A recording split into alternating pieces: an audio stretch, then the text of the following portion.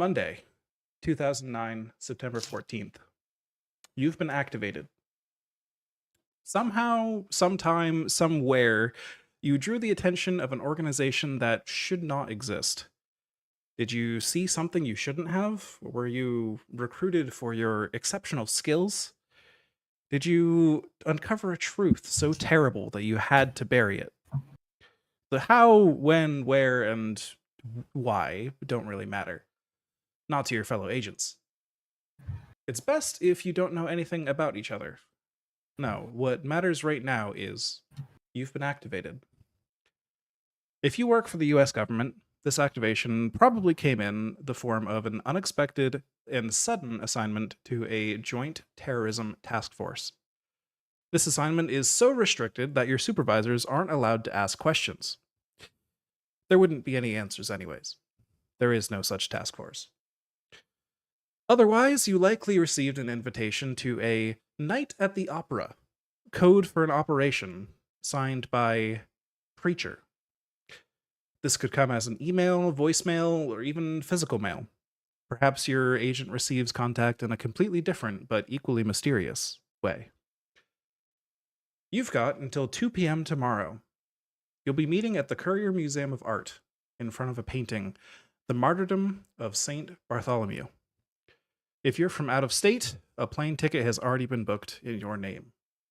Don't be late. So, you were each contacted sometime on Monday, the 14th of September, 2009, and as just described, told up to meet up the next day. We could have each agent go through and sort of introduce your character, give them a bit of a physical description, and walk us through just a very brief scene of how they got this invitation. Was it like an email or a physical mail? Were they doing something else and then suddenly they just see this envelope in their mail and have to stop what they're doing? What's going on? Let's start with you, Ashley, since you're up at the top of my list. Ah. Um, do we say their like real name and stuff or just their agent name? Yeah, let's just go with their alias. It's a good question. All right. Uh I'm just gonna kind of read off my little physical description I wrote, if that's okay. Mhm. So Agent Perry is a rather large man, built for the fires, with shaggy black hair that is beginning to gray. He has a bunch of little white and golden hairs stuck in the shoulders of his firehouse t-shirt, and a multitude of scratches and scars along his arms and face.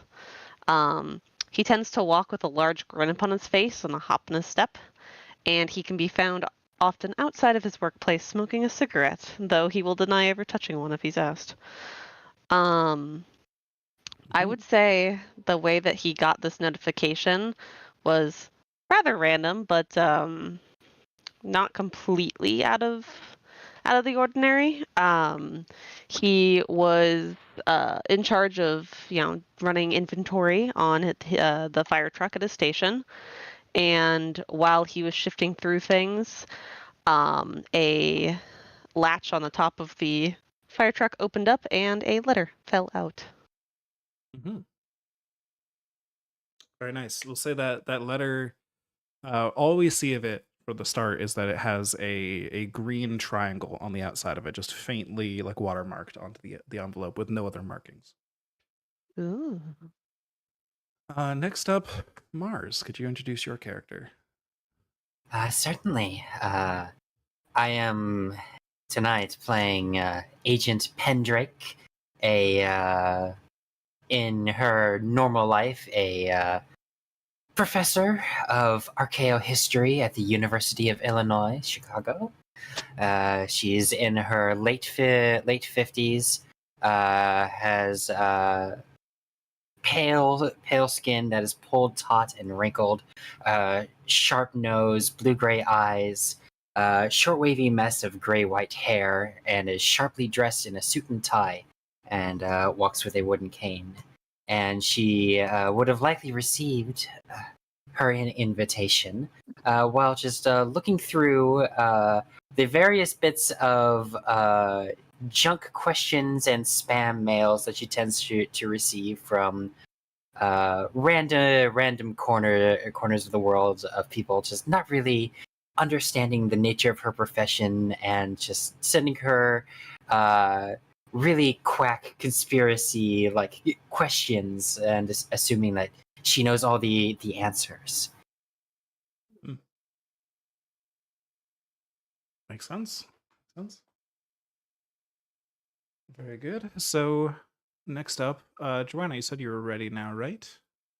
Would you introduce your character? Yeah, I don't have a picture, unfortunately. That's fine. That's okay. So, Agent Pythagoras Oh, um, I love it. shows up. They're a little twiggy on the twiggy side. They're kind of slouching a bit. You get the feeling that they kind of sit hunched at a desk most of the time. Their pale skin, especially across the nose and cheeks, has a very bright smattering of freckles. Their hair is like curling around their ears.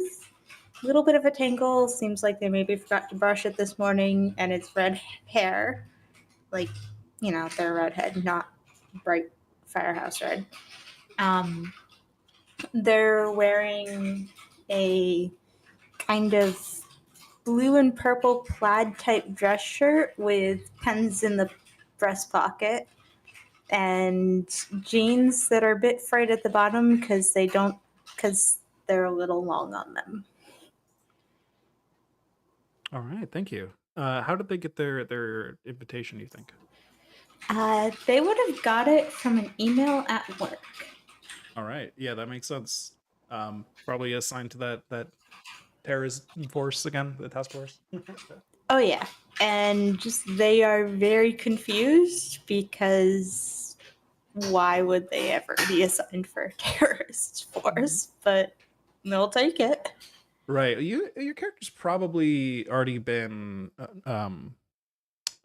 sort of oriented into Delta Green at this point, so you probably know what this means. But this might be your first operation. It sounds like. Is that correct?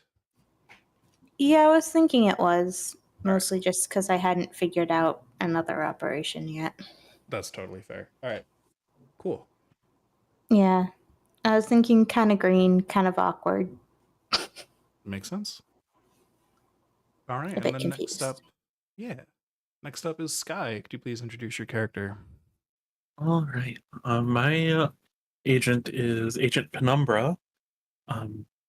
She is very frazzled looking, like very wrinkly white lab coat, long purple hair that's clearly not been brushed in at least a few days. Looks very sleepy, large bags under her eyes. She's got a lanyard with a tag that's long been faded. And she probably received her letter by waking up one night off of her couch, walking over to her telescope, and realizing that her lens was blocked.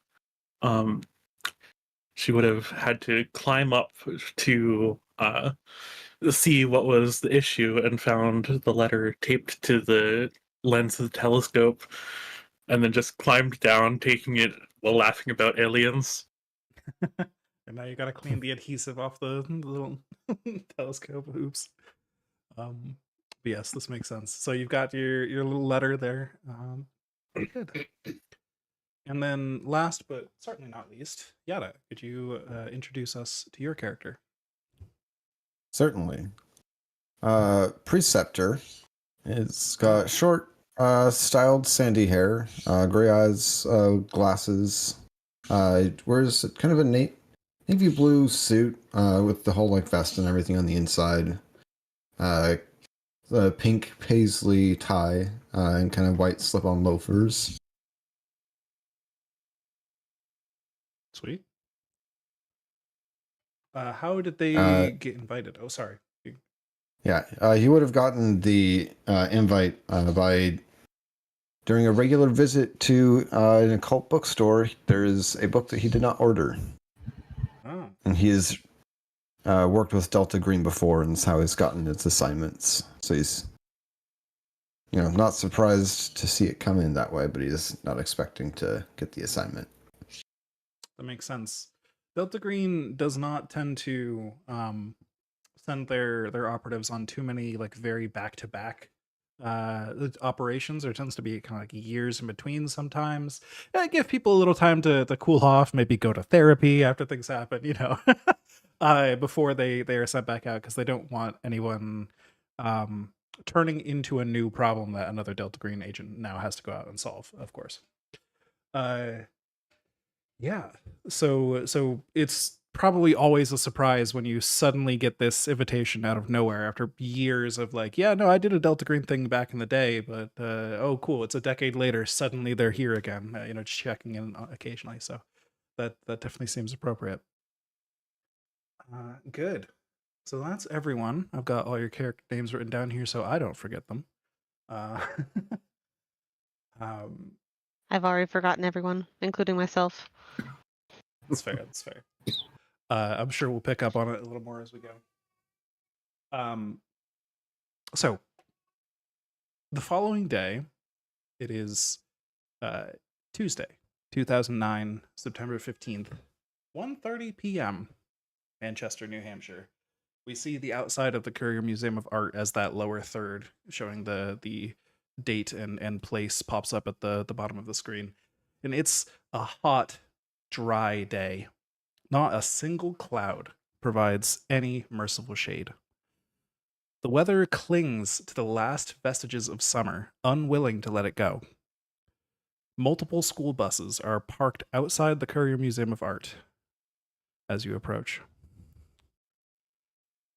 To help settle your nerves a bit while your mind races as you approach this meeting point, you prepare yourself for the unknown possibilities. You focus on the core priorities hammered into you by your orientation to the program, or perhaps your years of service if you have been doing this for a while. Those priorities are: stop the unnatural incursion, obscure the unnatural incursion, obscure the existence of the program, Delta Green, and finally, save lives, as many as possible. Beyond the front doors of the museum, there's a cacophony of children's voices that fill the lobby as their teachers prepare to leave after their tour. You are relieved to find cool air within the building. Now you only have to deal with the sweat from your nerves. You wander between some exhibits, trying not to draw attention by heading directly to the rendezvous where everyone else will be waiting. But by 2 p.m., you're all in position. Several benches line the wall opposite a painting. The Martyrdom of Saint Bartholomew. And I'll actually drop a link to it in the chat there. Ooh. There we go. Oh, jeez. By Mattia Preti, 1666. You can see the plaque underneath describing the painting. It says, Bartholomew the Apostle was tortured and executed during the rule of Emperor Nero. Pictured is his public flaying. A sign reads, Bartholomew, Christian.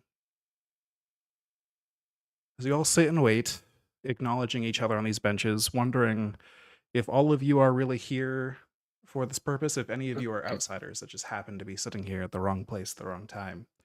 It's a bit of a nervous air between you all. But eventually, a man approaches. He's got a nice dark suit with an open collar but no tie, but it looks like it's been worn overnight. He's got a small, dull, like metallic cross necklace that looks like it's been made out of a few like very, very old-fashioned nails punctured together. He's got short black hair with a goatee and a mustache, and he's wearing transition glasses with thick black rims. In the group, what are your awareness ratings?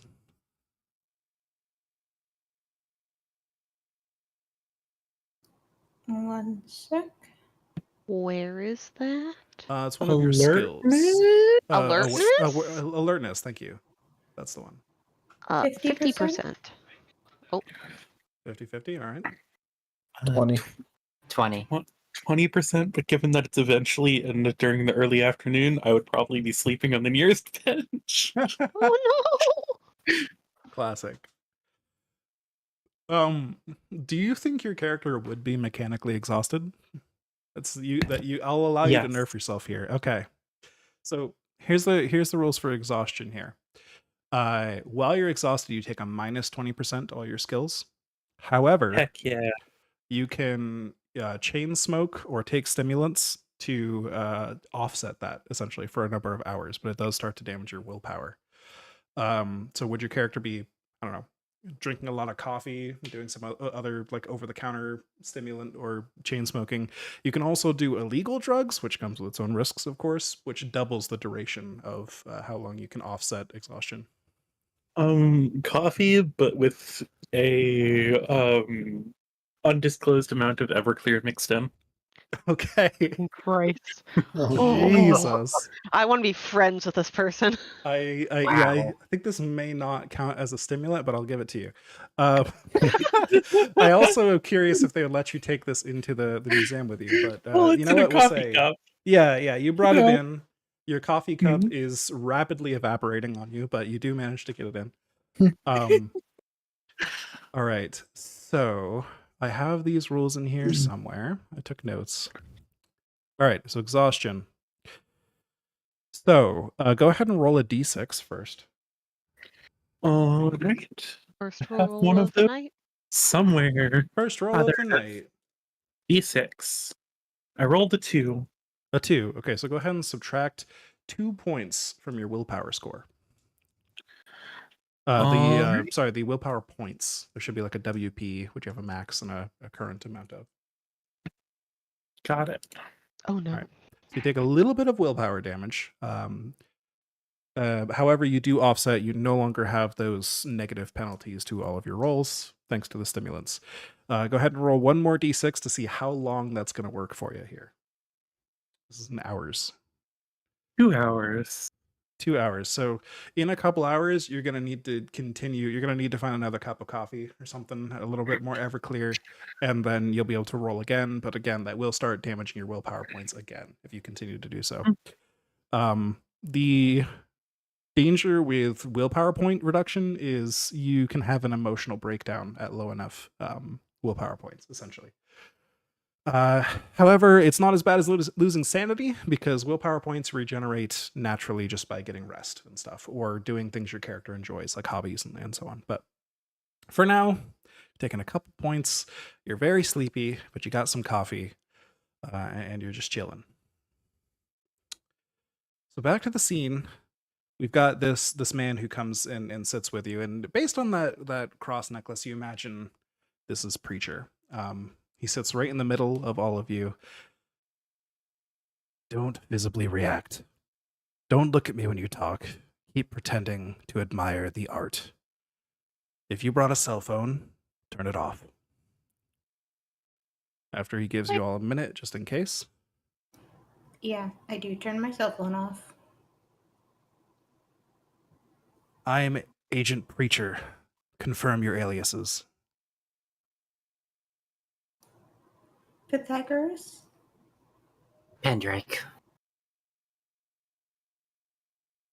Preceptor. Harry.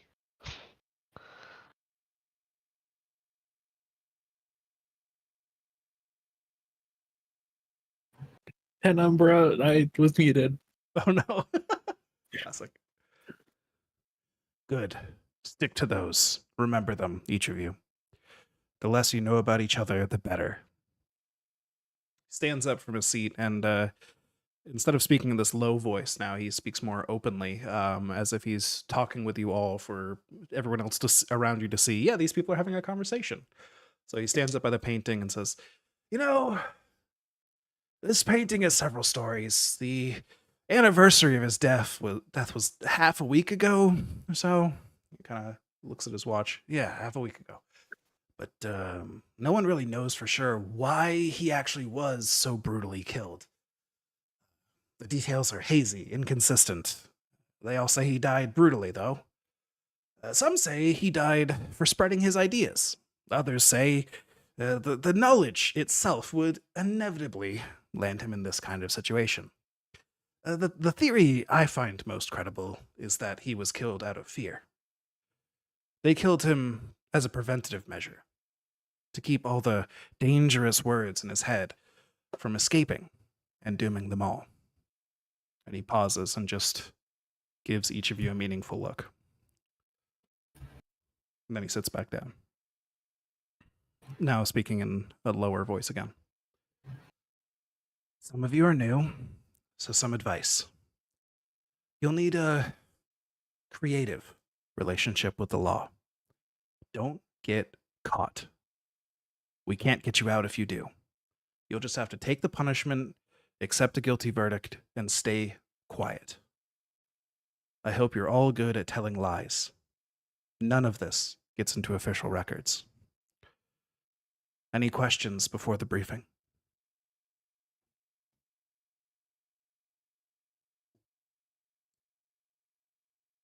Good. 2 days ago, a former agent, Clyde Bauman, was found dead in his apartment. It appears he had a heart attack a few days prior.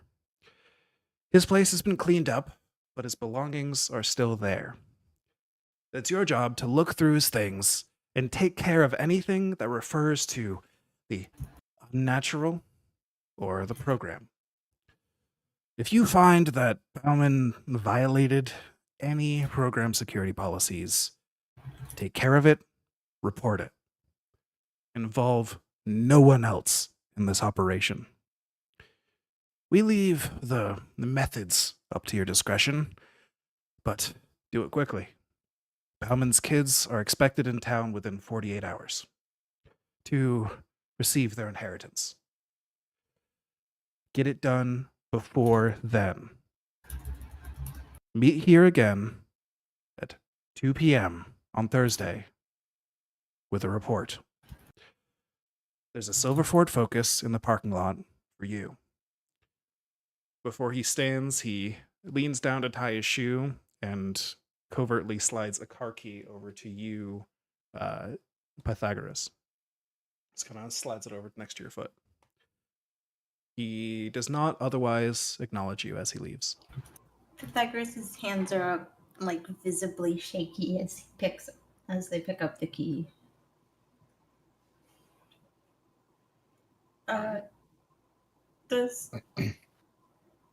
Does somebody else want to drive, or am I driver? I have no desire to drive. Perry just kind of like holds a hand out and he goes, "Give me the car keys, kid." Okay, here you go. Enthusiasm. You'd love to see it. So we'll assume you guys have headed out to the parking lot then. So Yeah. Who's driving and who's sitting elsewhere? We can fit 3 in the back, driver and shotgun. There's more space to lay down in the back, isn't there? Not when there's 3 people back there. You could lean on someone. Oh, wait, it's a Ford Focus, not a truck. Yes. Well, I'll happily ride in the middle of the back. I'll ride in the back. I guess I have shotgun then. So we're also sending the big fireman to the back? No, Big Fireman's driving. Oh, big fireman's driving. Okay, cool. That's why he was like, "Give me the car keys." Yes, this makes sense. So big fireman's driving. So you all sit in the car and you realize you don't know where you're going. You were just told a name. But you're all here, you're all ready, and you hear a buzzing coming from the glove box, which, of course, is right next to you, Pythagoras. His Just a- shaky hands open the glove Yeah, box. just a bzzz. Just a rattling plastic on plastic. Pop open the Yeah. glove box, and inside is a flip phone, a manila envelope with a key taped to it with a number 7 on it. The phone has received a text you can see flashing on the outside of it. I'll check the text. And it says in all capital letters, "For emergencies only, destroy after using." I will close the phone and very quickly put it back in the glove box. Fair enough. And What have you in the envelope there? the That seems middle interesting. envelope and pass it to the back row. Ah, lovely. Begin inspecting the contents. All right. Inside, you find a dossier on Clyde Bauman, the agent you are sent to figure out his possessions, make sure there's nothing sketchy going on that his kids will inherit, all of that. Get rid of any evidence, get rid of anything unnatural, and so on. It shows his date of birth to be March 28th, 1945. It shows that he had a wife, Marlene, born in 1948, 2 kids, Sharon and Michael, and he worked for the IRS until 1999. He was affiliated with Delta Green only from 1967 to 1970, taking part in 11 operations during that time, which you all know would be highly, highly unusual for anyone to go through that many operations in that short a period of time. He's done numerous consultations with a specialty in taxation and property confiscations, though he has no current association with the group and, as mentioned, has not since 1970. You also find the address of his apartment, and you can guess that the key taped to this envelope will help you get in. Question. Yes. Have I heard of this person, or do I know this person? Clyde Bauman? No. Although you definitely wouldn't know another agent's real name. So they're giving you his real name because now he's dead. It's no Well, longer a like, concern. But in my other life. right at the IRS, I see. That's fair. How long has your character been working for the IRS? Let's see, they're 28, so probably since they got out of college, so 5 years or so. 5 years maybe or so. 6. So he would have retired about 10 years ago. Did he he was like make waves? He did make it up to the rank of Assistant Deputy Commissioner for Operational Support. So pretty high up there, but again, there's probably another Assistant Deputy Commissioner for Operational Support by the time you started working there. So let's handle this with a luck roll. I will give you a plus 20% of this. So a luck roll is normally just a 50-50. But I'll give you a plus 20% on this. And so if you roll a percentile die and you get a 70 or lower, then you've heard of this guy at least. Okay, and do I roll 2d10s or just the percentile? I mean, either way. So you can do 2d10s and, 1 digit for 1 digit, 1 dice for the other digit, or whichever you prefer. But whatever the result of your die roll, it needs to be able to swing between a 1 and a 100. 80. 80. Okay, so a little over. Unfortunately, you've not heard of this guy, but you Plus do recognize. 20, or... So it would have been 50 plus. When modifiers happen in this game, they get added to the target number. So it would be 50 by default, and then plus 20% because you work for the IRS here. So and it was only a few years of a gap, so there's a decent chance. So as a 70% target, if you rolled an 80, that's over the target, which means it's a miss. Oh, okay, cool. Yeah. So that's how all the die rolls in this game work. You've got your skills in your sheet, or sometimes luck, and we'll calculate a target number, which is usually just the skill in your sheet, unless there's like really, really extra circumstances out there somewhere. And then you just roll a percentile die and try to get at that number or under. Just for fun as well, if you ever roll doubles on your digits, that's a crit. Or, of course, a 1 or a 100 are also crits in their respective directions. And when I say a crit here, that's either a crit fail or a crit success, right? You could, if you rolled an 88 over 70 there, for example, that would be a crit fail, not a crit success, because it was a doubles over the target. Yeah. Okay. Hope that makes some So sense. I did roll my d10 just to see what the second digit would be, and I rolled an 8. Oh, okay. So it's a critical fail. I don't think that matters for a luck roll, but yes, you've never heard of them. You Okay. extra don't know who they are. Extra So- don't know. Yes. So we do need to roll the percentile and the d10. Yes, I see what you're asking before. Yes, that is true. Yes. You need to roll both I digits. wasn't sure if I was just counting by tens or if I needed the full 100 digits. Yeah. Most of the time, the second digit won't really come into play, but it is still good for crits. Cool. Cool. So, yeah, never heard of this guy. You know where his apartment is. It's only a few minutes drive away. It's another little, like an apartment complex in downtown Manchester. Less than a half-hour drive away. So I assume you all head there.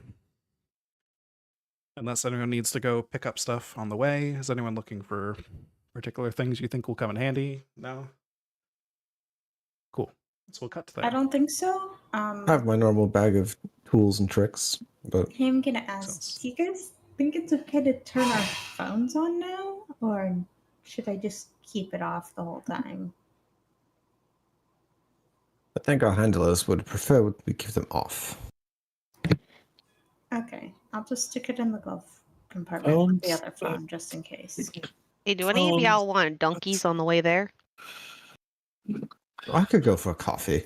All right, we'll go for a coffee. I'm going through a bunch of different accents right now.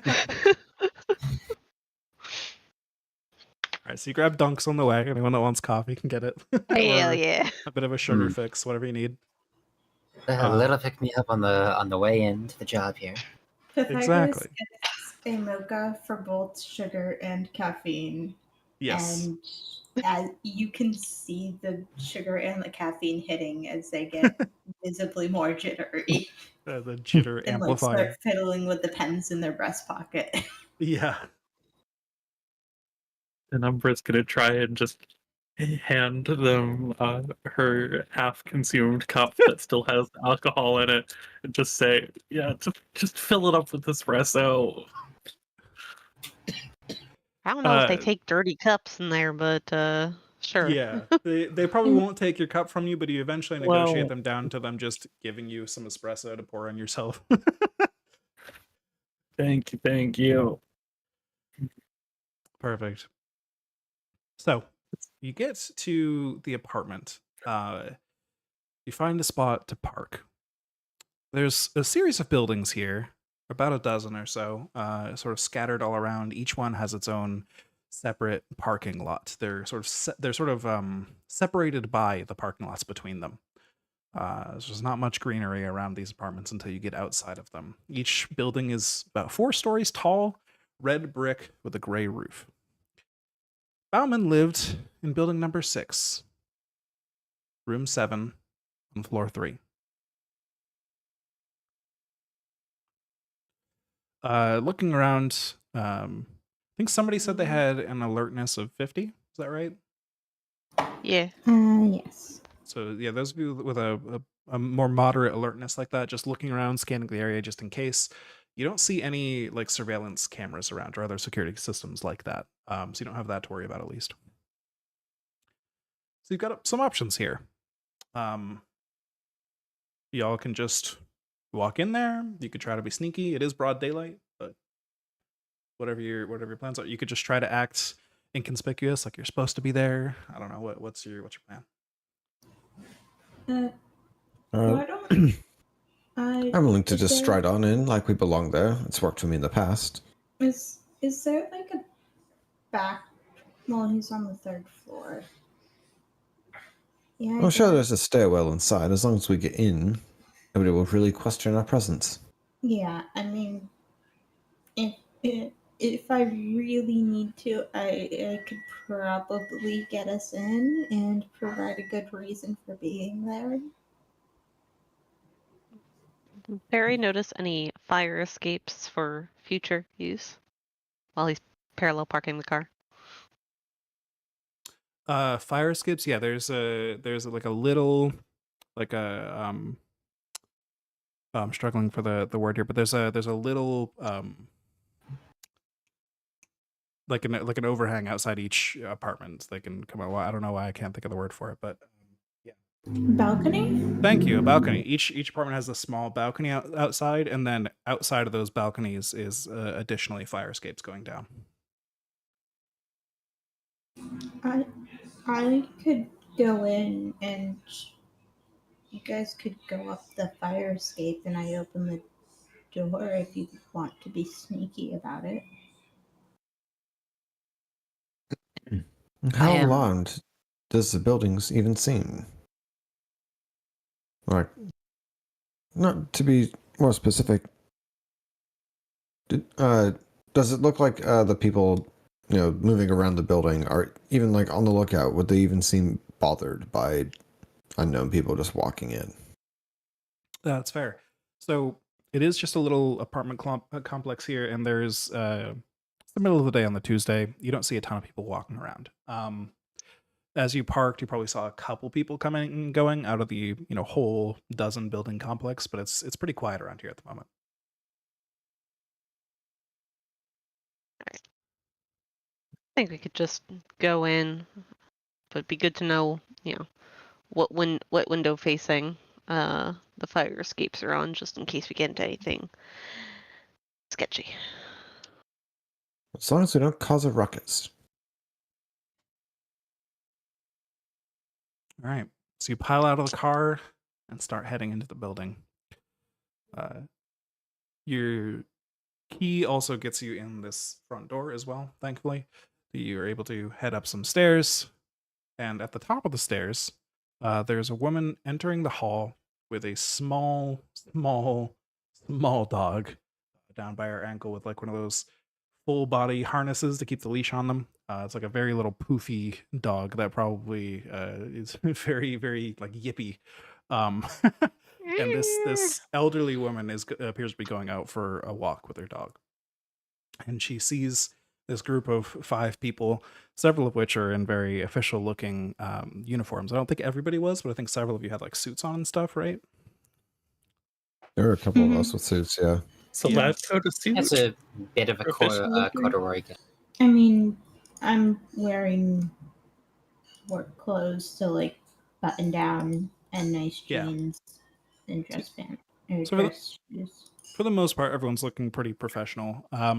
So there's clearly something going on here, and you're sort of a strange group of people to be collected together here. Yeah. So she sees you heading towards this apartment door. Probably sees you all huddled outside it before you start to get in there. And she says, "Oh, what a shame. Did you know Mr. Bowman?" I will speak up and say, no, unfortunately, he retired before I started working there. But, yeah, want to come to pay our respects. So you're entering into his apartment to pay your respects. There were some Well- documents that the IRS also required from his residence. Unfortunately, they were left there Oh, during after the events of his passing. oh my. I didn't realize Mr. Bowman kept such things around. And she sort He of still puts worked her, on a contract basis. Yeah, she's got her hand over her mouth like, oh, the shock. He had official documents. Yeah, I'm also going.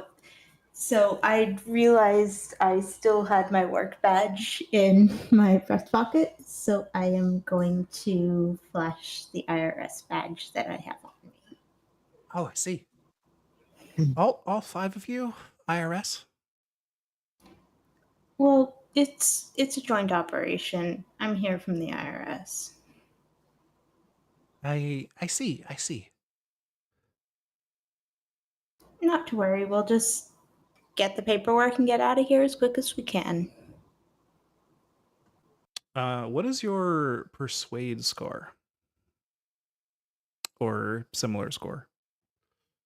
One sec. I forget the exact 30%. 30%. Okay, why don't you go ahead and roll that then? I've also got a 60. Okay. 46. Yeah, I'll give you a plus 20 because of Preceptor's 60, and they did help out in that conversation a little bit. So with a plus 20, that's a 46 under 50, right? Mm-hmm. Okay.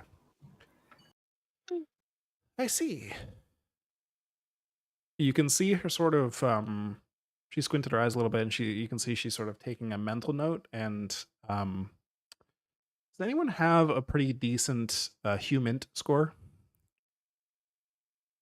I I've have got a 60%. 60%? I've got a 50. 50. Okay. I'll say both of you notice she seems like a bit of a gossip, and she's probably logged this information for later that a bunch of officials showed up at Mr. Bauman's house, and it was a whole big deal. And the word of some people being here is probably going to get around, but she hasn't otherwise identified you in any way. Yeah, I mean, I flashed an IRS work badge. Exactly. So very good. So she'll leave you alone. She'll head back down the stairs with her dog, and yeah, you're able to get into the apartment. Oh, Which before she goes, I'm gonna compliment her dog and ask to scratch it. yes, Mitzi. Here you go. Oh, it's such Good- a cute one. Good boy. Good boy. Yes, and this little tiny little like poodle dog, basically. Yeah, But seems I'm very happy for the gonna, scritches. yeah, like give it scritches, compliment her on the dog. That makes sense. Give her a little bit of a better impression of you. Yeah. Makes sense. That's a beautiful dog you have and so well trained. Yes, it's Mitzi's wonderful. It's such a little sweetheart. And Did I've you got to get her get. from a breeder? Did I get Mitzi from a breeder? No, I adopted Mitzi. Oh, wow, that's even more special. Enjoy your walk. Yes, I've got to get this special one for some exercise, of course. Thank you All all. right. And she Yeah. will depart. All right, so you head into this apartment, which you can barely tell anyone lived here. It appears Bauman didn't really bother with decorations. There's the smell of cigarette smoke soaked into everything in this room. You can immediately smell it once you open that door. Just inside that door, there's a ring of keys hanging from a hook, a pair of well-worn black sneakers, and a pair of mud-stained boots. Beyond all of that is a living room, relatively small. It's not a terribly grand apartment he was living in, but there's in the living room there's a empty door frame leading into like an adjoined kitchen, beyond which you can see a hallway. In this living room, there's an old couch with fabric sort of fraying in some spots, facing an archaic, squat television with a built-in VCR player beneath the screen. Next to the couch, there's a coffee table with a stack of crossword puzzle books, issues of Sports Illustrated and Reader's Digest, and a box of a dozen donuts. How old are the donuts? You walk up and take a look, and the donuts are dry and crumbling and almost a week old. Is there anything in the VCR player? You poke open the little hatch in the VCR player. It doesn't appear that there's a tape in there currently. Are the ceilings panels or drywall or Drywall. whatever? Ah, damn it! I'm gonna nibble on one of the donuts. Oh no! I'm gonna smack that out of her hand. Make me a Constitution ×5 roll. Oh no! Okay.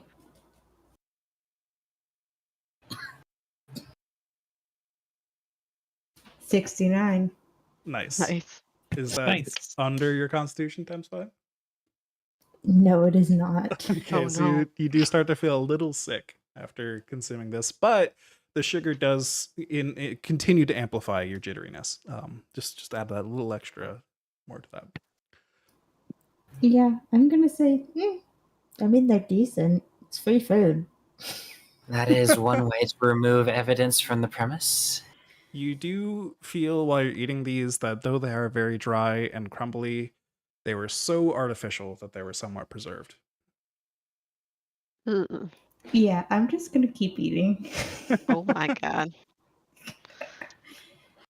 Excellent. What are Are the there rest of you any doing? squeaky It- floorboards? Squeaky floorboards. You walk around looking for those. Some loose boards or something. Yes. Squeaky floorboards. Let me see. Is there a good skill for that? I'll just say no. There's no squeaky floorboards. It appears this apartment was well kept. Damn it. Sorry. I'm going to take the box of donuts with me and look for a computer. Okay. So while Pythagoras wanders off looking for things, let's jump in with Pendrake. What are you up to? I was wondering, the mud-caked boots. Is that recent mud, or is that as dry as the donuts on the table? Yeah, do you have a good like forensics skill or another applicable stat that you think would work? Forensics. They look very dry. I I'll answer that, but don't have forensics. I do have archaeology. I have good Okay. forensics. So I probably do know yeah, mud and footprints. sure. I'll let you But roll I don't know archaeology. how applicable that is. Yeah, I'll Okay. let you go for it. I think that's fair.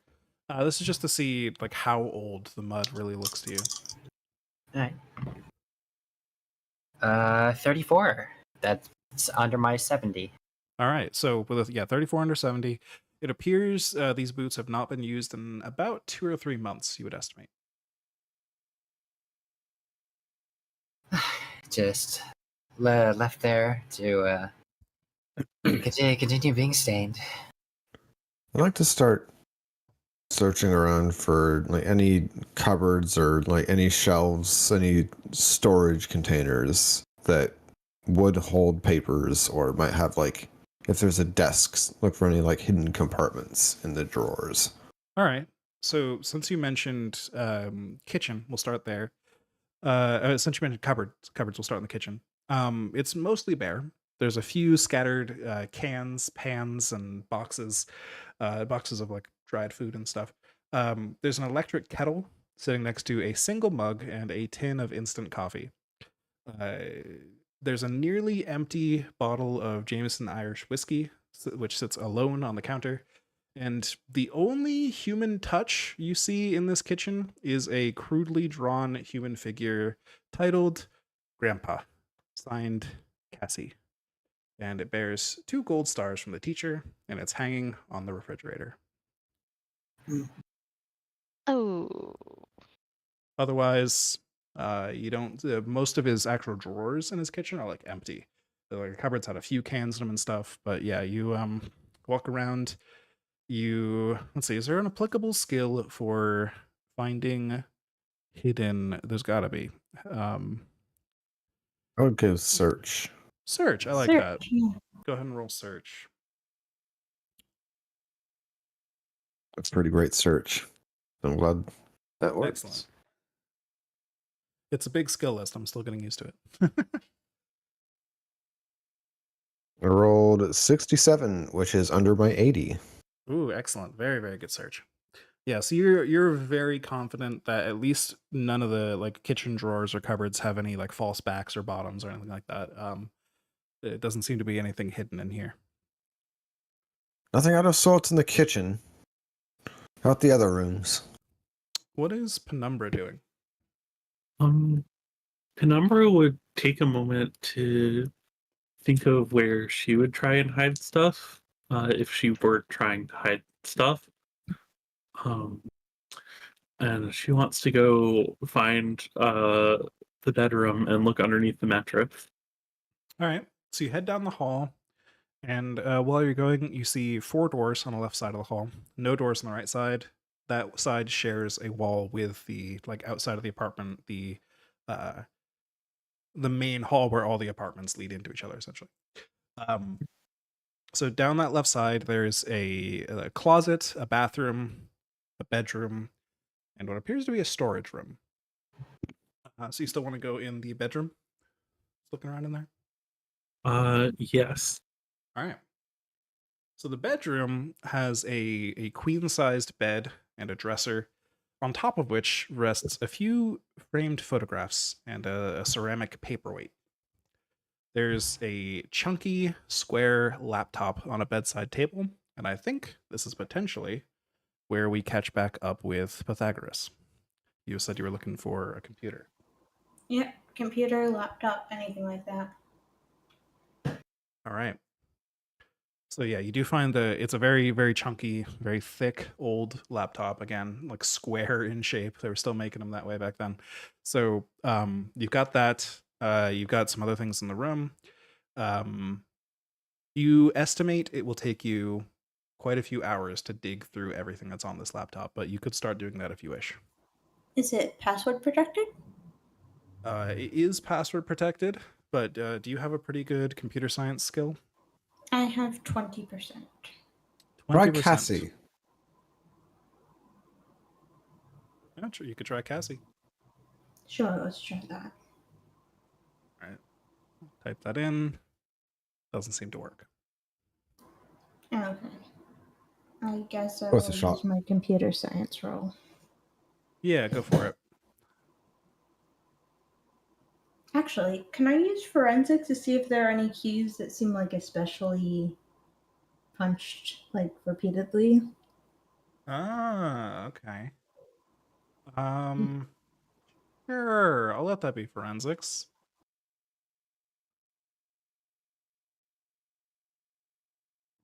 $76? Nope. My forensics Unfortunate. was 50. Yeah, you look through it, and it doesn't appear that Bauman actually used this thing all that much by looking over the keyboard. It seems like it was a somewhat recent purchase, perhaps. And he just doesn't end up using it much. That's Okay. what you get out of that. So now I need to do computer science to open it. Is that right? Yeah, go ahead and roll me computer science. You said you had a 20%, I think. Does anyone have higher? You could go to them for help maybe, but I I have am a in the 40. I have a 40. Okay. Yeah, I'll take it to her. I guess since Penumbra's in the room with you, that would make some sense. Yeah, probably she sees me poking at the computer. And My contributions was just yelling from the kitchen as I heard you found the computer. I have a 40 in computers from the kitchen. I rolled another 69, by the way. Nice. Nice. Nice. Yeah, Penumbra, you want to give And that also important. a shot? Sure. I rolled a 60 and a 0. So I assume not. Because I only have 40. Yeah. So unfortunately not. Well, 0 is considered a 10. Okay, so I rolled a 70. Not for this, because it's you already have a tens digit, so it's 0 to 9. Yeah. So it'd be 60 plus 0. That's correct. Percentile dice confuse me. They are a little weird. Yeah.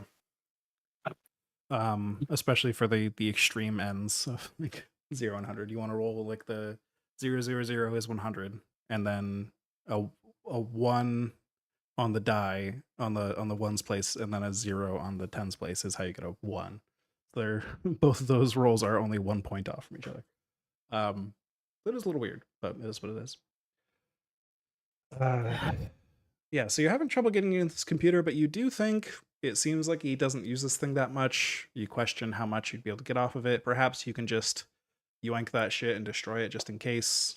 You're not sure at this moment, but we'll get back to the laptop later. What is Perry doing? I want to investigate. You said it was an armchair or a couch? There's a couch, yeah. And then you said it was frayed, right? Yes, it is a very old couch. It appears that it's been very, very well worn. Harry got a hunch that something's stuck in there. All right. I don't know if I should roll like a search. Yeah, give me a search. I think that would make sense. All right. I have a 40 in search, so we'll see what I roll. 0, 0 is 0, right? 0, 0 is a 100. That is a fumble. A critical fail. Oh, but I rolled a 0, 0, and a 1. Oh, a 0, 0, and a 1 is a 1, which is a critical success. Yes. Oh, jeez. They are 1 point off, as I was just saying. Yeah. What the A fuck? 0, 0, and a 1 is a critical success. Yes, thank you. I thought you meant a Okay. 0 on one die, a 0 on the other. Yes, that is. Oh no, I was thinking of it like with I should have said what I fully had. I'm sorry. It's all good. We got there. So, with a critical success, you go looking through these cushions, and you do find one place on the couch, on the big back cushion. There's a particularly large frayed area, like right in the middle, up high, and it appears so frayed so widely that you can almost kind of stick your hand right in there if you kind of like narrow your hand a little bit and kind of wiggle through the gap. It doesn't take much force to get in there, and you quickly find something metallic and hard. Definitely not a part of a couch. That should have. All right. You pull out a Glock 17 from the couch. Look at this shit. So you've got a God handgun damn. pulled from the couch. This man was packing heat. You Good look over heavens. the gun, and it appears the serial number has been filed off. This is an illegally owned Untraceable. handgun. Oh damn. Was he still working for Delta Green, perhaps? Was he planning on somebody coming for him? Not since the 90s in the file, but, you know, from what I understand, you never know when they call again. And there's no telling that there's rather, there's no telling that they're telling us the entire truth either.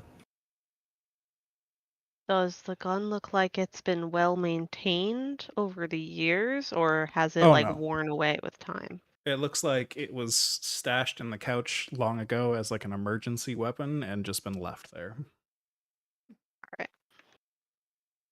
So perhaps less nefarious. Yeah, it doesn't Is look like it's there- been well used or maintained. Is there a way to tell how long the gun has been there, perchance? I'd say that's probably forensics. If anyone wants to do a forensics check on that. I got a 40 in forensics. I got a 50 in forensics. That's a little bit better than me. I hand off the illegal firearm. I'm better with hatchets anyways.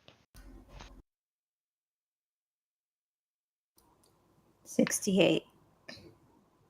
That's over 50. It's hard to tell. This thing was stuffed in the couch. You can't tell really when the couch was fraying. It's a hard thing to tell, unfortunately. Your dice are just really horny right now, aren't they? Just hovering Well, around that they- 69. Mess around with the gun. Can Should probably take Preceptor the start dice. checking out the storage room? Absolutely. After hearing about it. So yeah, I was about to head in the same direction. All right, so both Preceptor and Pendrake head down to the storage room, which appears to originally have been another bedroom, look as intended of this apartment, but Bauman has used it as an office and storage room. But there is no computer in here. The only one you found was that laptop in his bedroom. Instead, there's a desk with only a lamp and some pens on it. However, there's an old creaking office chair in front of it. There's a filing cabinet next to it, and there are dozens of cardboard boxes stacked against the wall behind the desk. I'll take The the desk room- if you don't mind. Go for it. The room smells like dust, paper, and of course, cigarette smoke. And that was also directed at my compatriot, Pendrake. Yes, makes sense. I'll start sorting through these boxes then. Can I come in carrying the laptop with the donuts balanced on top and steal the pens? You still have the steal the gun what? on you?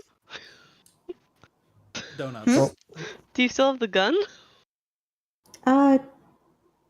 I gave it to somebody else because I'm a twig. Oh. Or I just left it there Preceptor for now. would like to sit down in Actually, the chair at the desk and try and get a good feel for how. I forget the guy's name already. Bauman. Thank you. Trying to get a good feel for how Bauman would have sat in the desk and just trying to get a good feel for that in general first. Like, Okay. if there was anywhere that he would have to reach to, where would that reach be for any latches or any Sure. funny stuff up at the desk? For That comedy's kinda- sake, let's say the gun is in the donut tray, donut Perfect. box, You just and threw I'm it in there. like getting grease all over it. Excellent. Might Um, not be great, but sure. So Preceptor, this sounds like a human roll to me to try and get inside someone else's head a little bit and figure out what they're doing. Okay. He's not great at that, but still going for it. Yeah, might as well. Yeah, that's a 41. I All have right. the base 10. So it does seem like this guy didn't keep much around him in terms of like things, right? He doesn't have many decorations around him. He's got this one little filing cabinet and this one desk, this pens and stuff. Nothing really jumps out to you immediately as something you would go to often in this room, other than of course like the pens and stuff. But meanwhile, Okay. Yeah. Pendrake, you open up a few of these boxes, just peek inside, and some dust pops out as you do so, of course. And in these boxes are photos, VHS tapes labeled only by date, and many, many paper records kept by Bauman over the years. Do you think it'll take you all a long time to sort through these papers?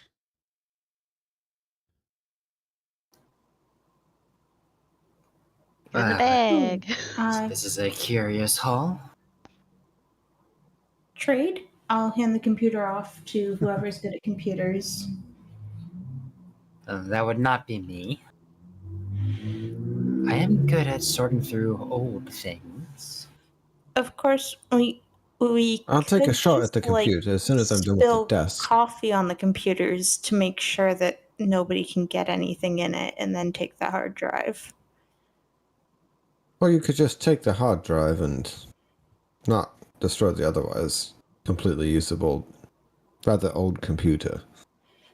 Yeah, but then it would look like somebody just took the hard drive out, right? Take the whole computer. Okay. Let's hope his kids don't know he has it.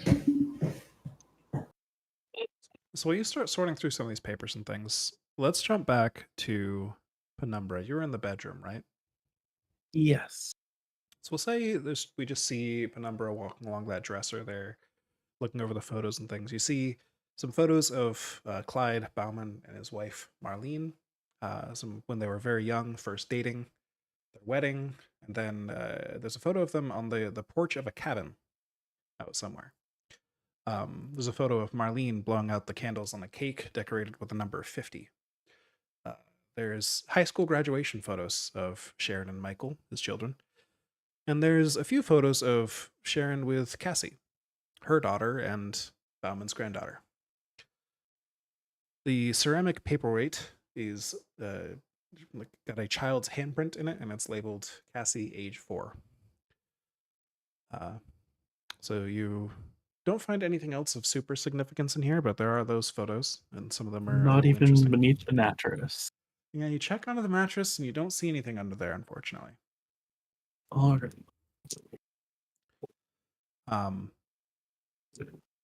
Perry, if you have no objection, could I say that Perry is checking out the bathroom? The one remaining room? Sure. I was gonna do like a Yeah, if you got another idea. for it. well, just to make sure no one has pulled up suspiciously, he was gonna pop open the fire escape window and just take a smoke break and just look around. Okay. But I can also go to the bathroom. Sure, no, yeah, I like that. So you pop outside, take a smoke break, look outside. You don't see any suspicious activity out there, fortunately. You can see that older lady walking her dog Mitzi. I don't think she gave you her name, but she does have her little dog out there. Just walking around like the very, very far perimeter around the whole apartment complex where there's actually some greenery to see.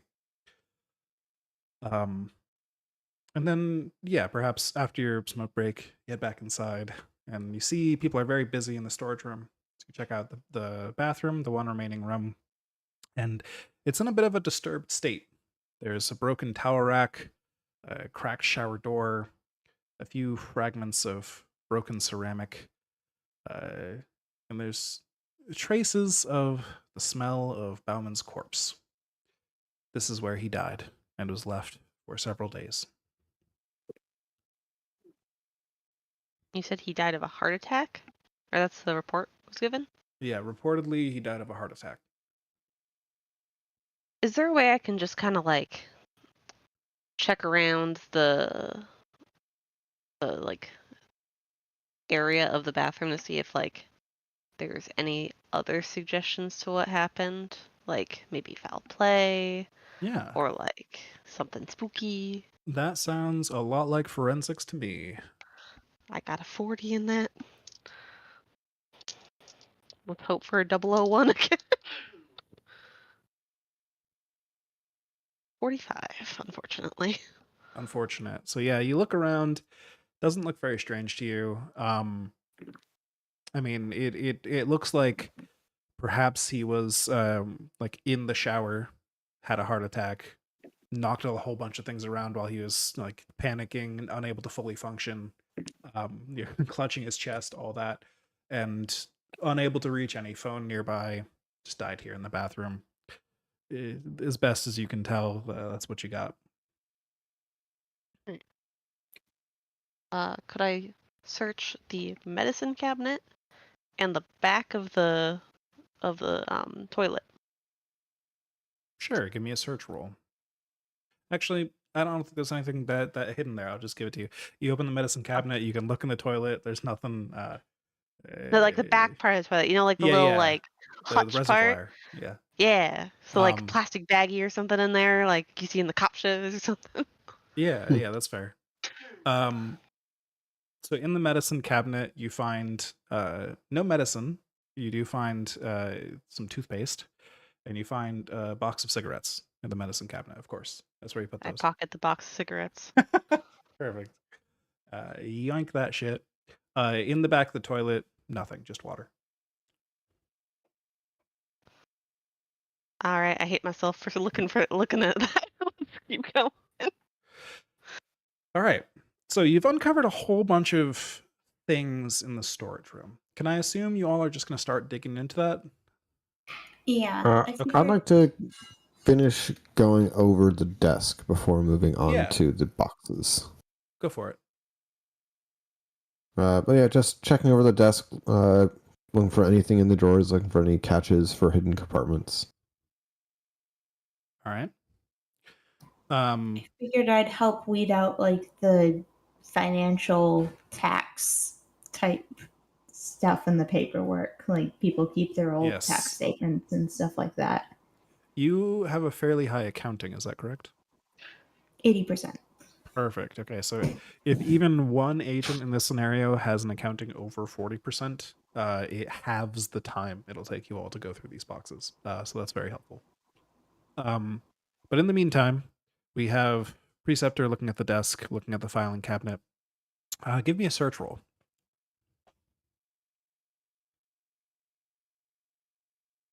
Ooh, yeah, 35 under 80. So Very good.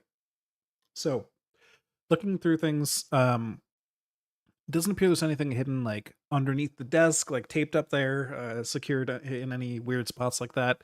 And the filing cabinet looks fairly sturdy, and it does appear to be locked.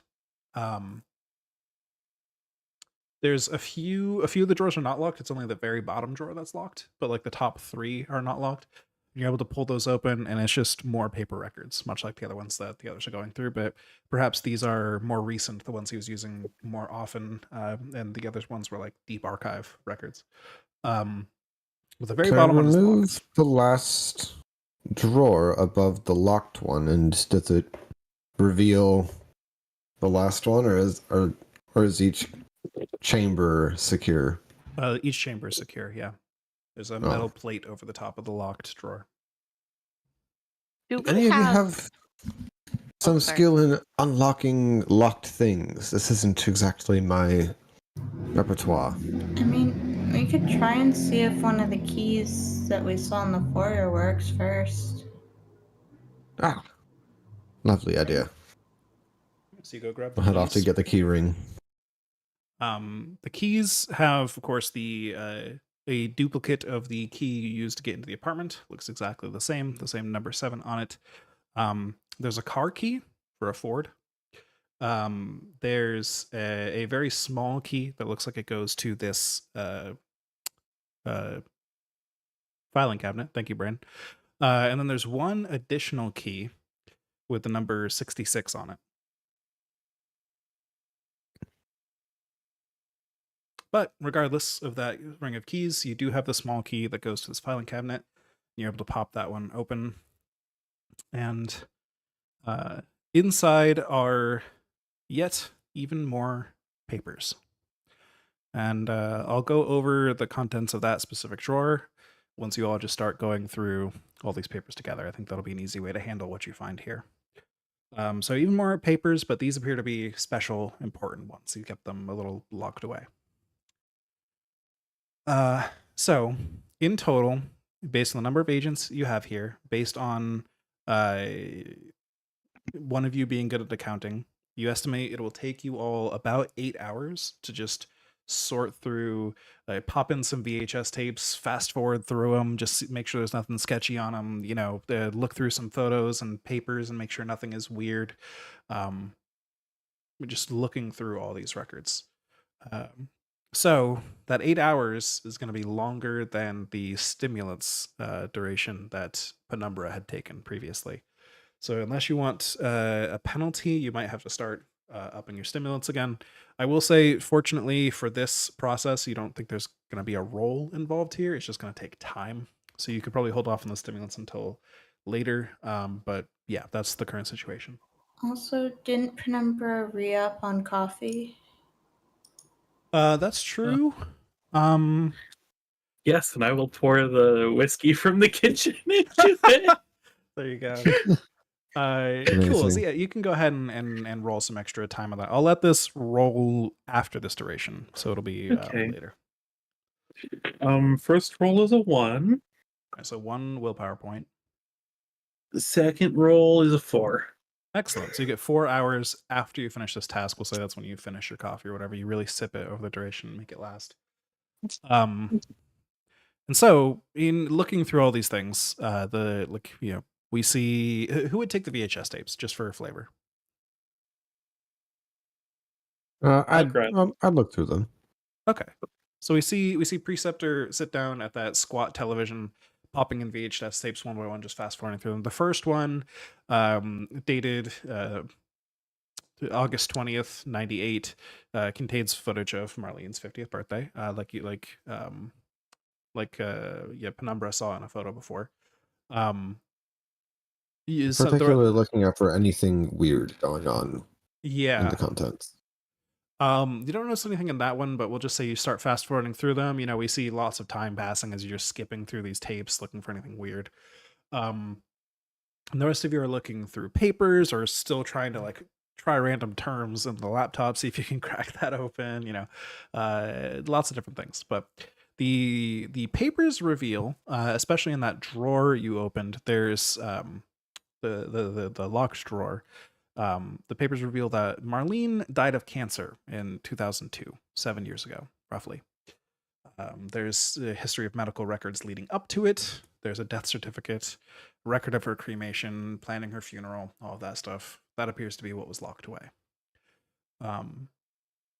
There's other papers that reveal that Bauman owned a cabin at 66 Great Lake Road Franklin, Maine, about a 4-hour drive from here. The papers also reveal that Bauman owned a 1999 Ford Transit van. It was one of those vans with no windows in the back, a big white van kind of deal.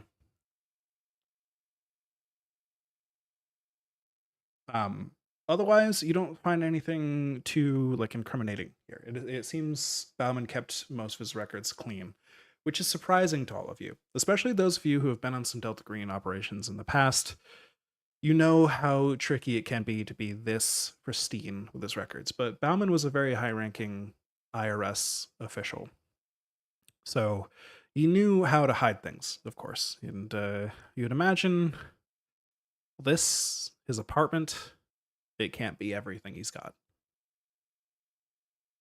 He may Yeah. not have even actually lived here primarily. Perhaps the cabin was the true residence. We should also try to find the van around the apartment building, hopefully. Oh yeah. Can we make a copy of the apartment key? So you have I a copy wish- that you used to get in, and then there's the Oh, not one the on the key apartment, the ring. cabin key. Oh, the cabin key. You could go get a copy made, potentially, yeah. How much extra time would that take? We've been here for quite a while, and I think we should get on the road. 4 hours away. It is getting pretty late. It's about 10 p.m. at this point, almost 11, actually. Hey, I'm finally waking up.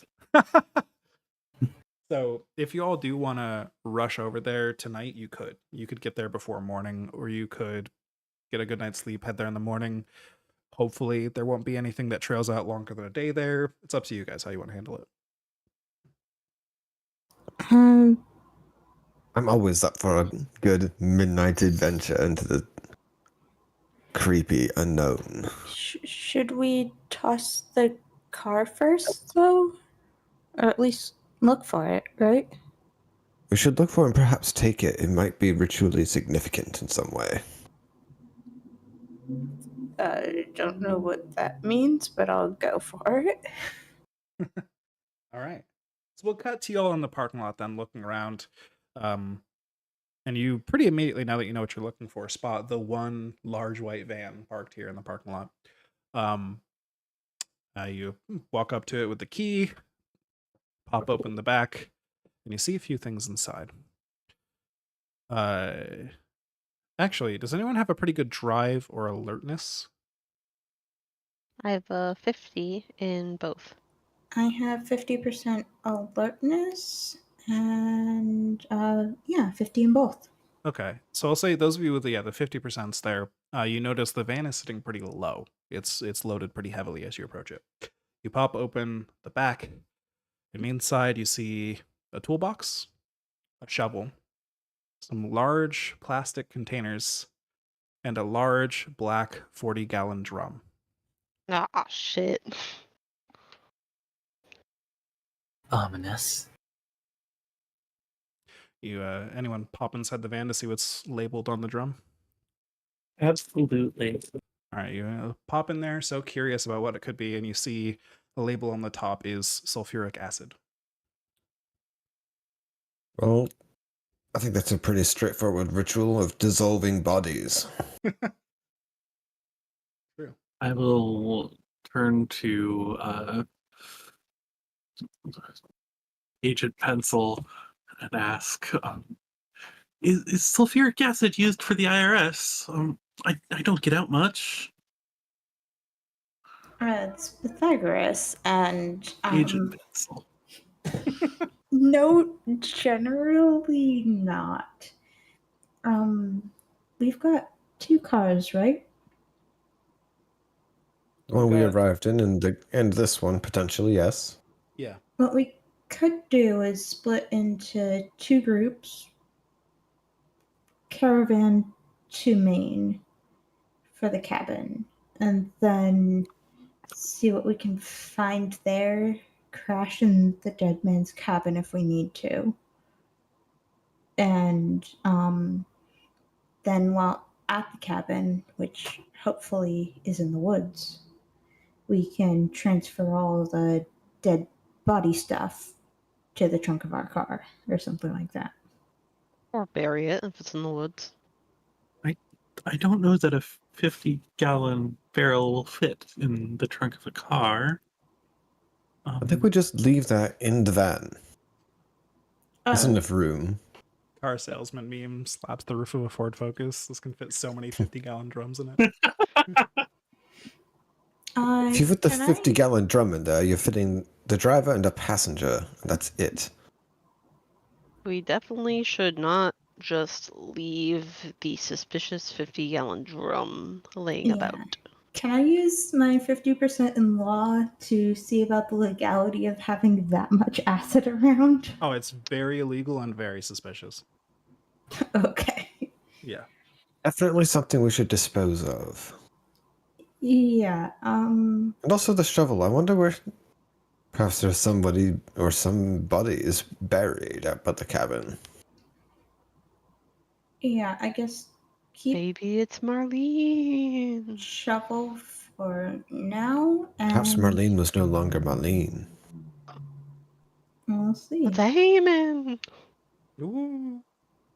Uh, All right. yeah. I think it would be kind of silly for us to deal with the barrel in an apartment building.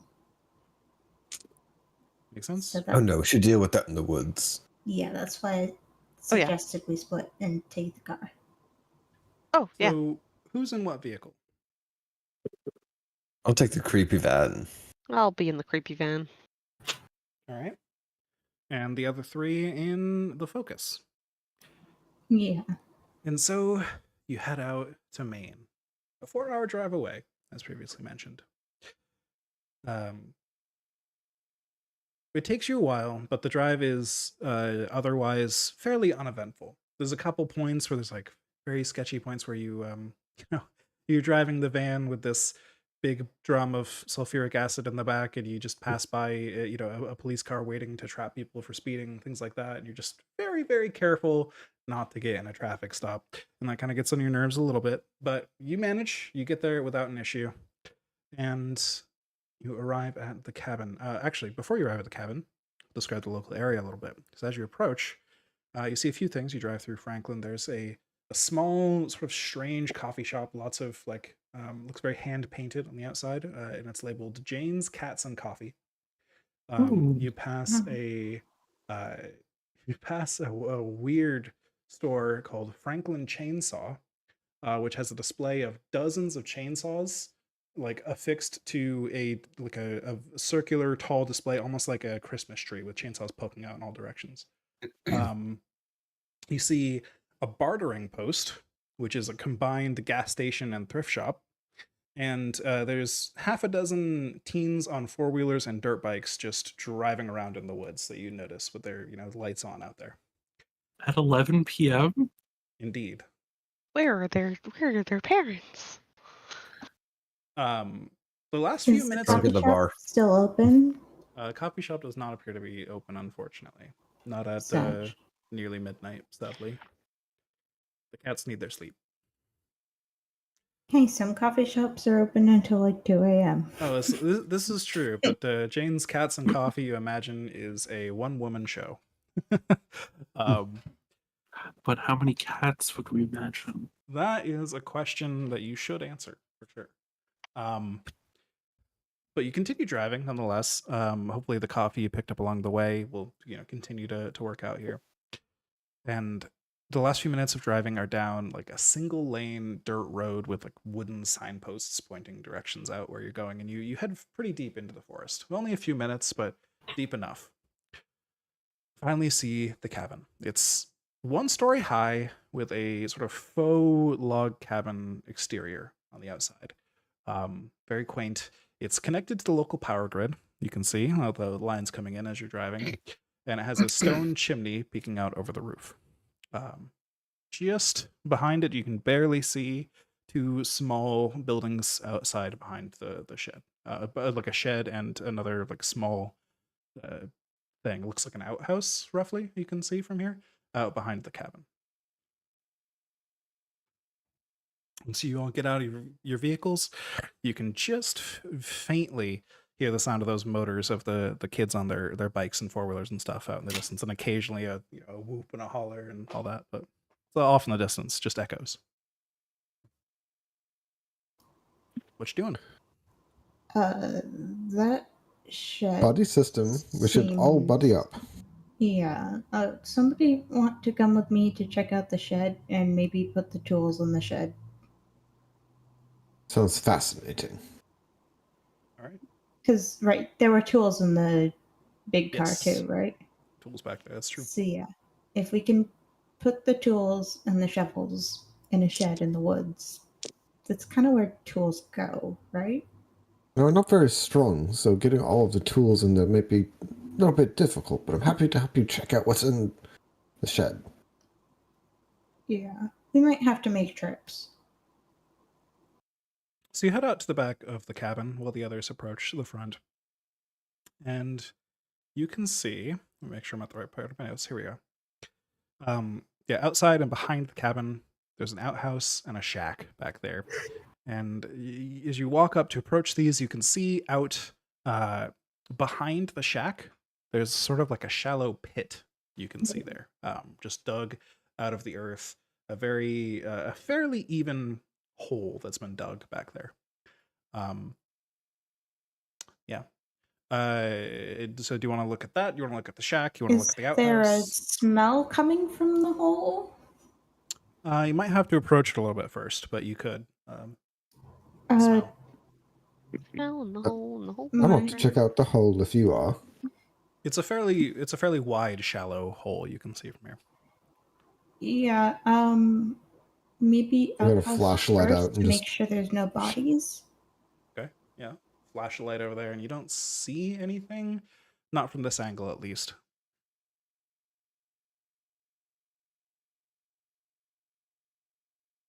But Why don't you go look in? you head on over to it, and down in this little pit, you can see that actually, the first thing you see, I should say, is the access hatch for a septic tank, which is exposed and not buried, which is a little surprising. The earth around it indicates that it's been this way for years at this point. So very, very strange. And perhaps even stranger, the septic tank appears to be padlocked.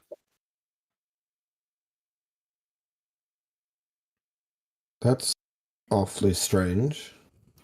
Um, Let's leave that locked for now. yeah, And oh, go ahead.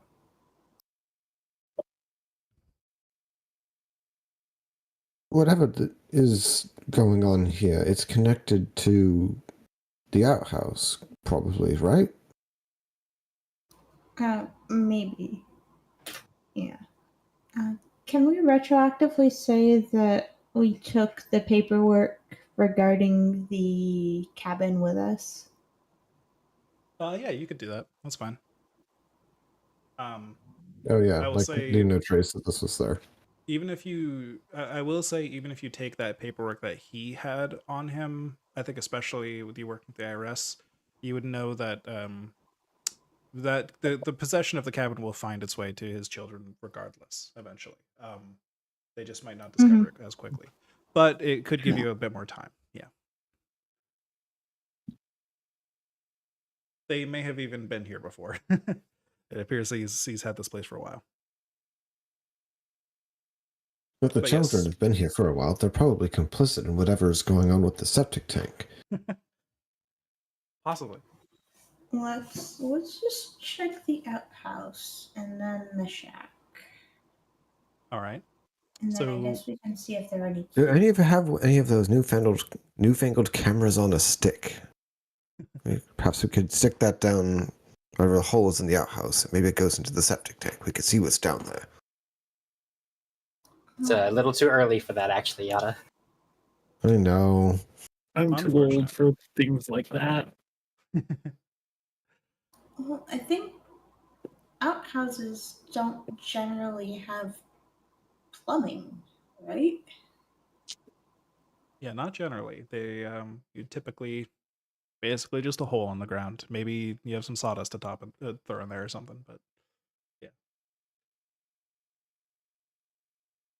Yeah, if you open it up, you can see inside there. It doesn't appear to be like a plumbed outhouse. It does appear to just be essentially a box around a hole in the ground with a nice in quotes wooden seat for you to sit on while you're doing your business. And Ooh-wee. indeed, a little bit of sawdust on the side that you can drop in over the top afterwards. Either of you have like a 40% forensics or greater? Yes. Yes. All right. So yeah, based on the amount of dust in here and probably the smell, you can tell it's been used as recently as a few months ago, but not much more recent than that.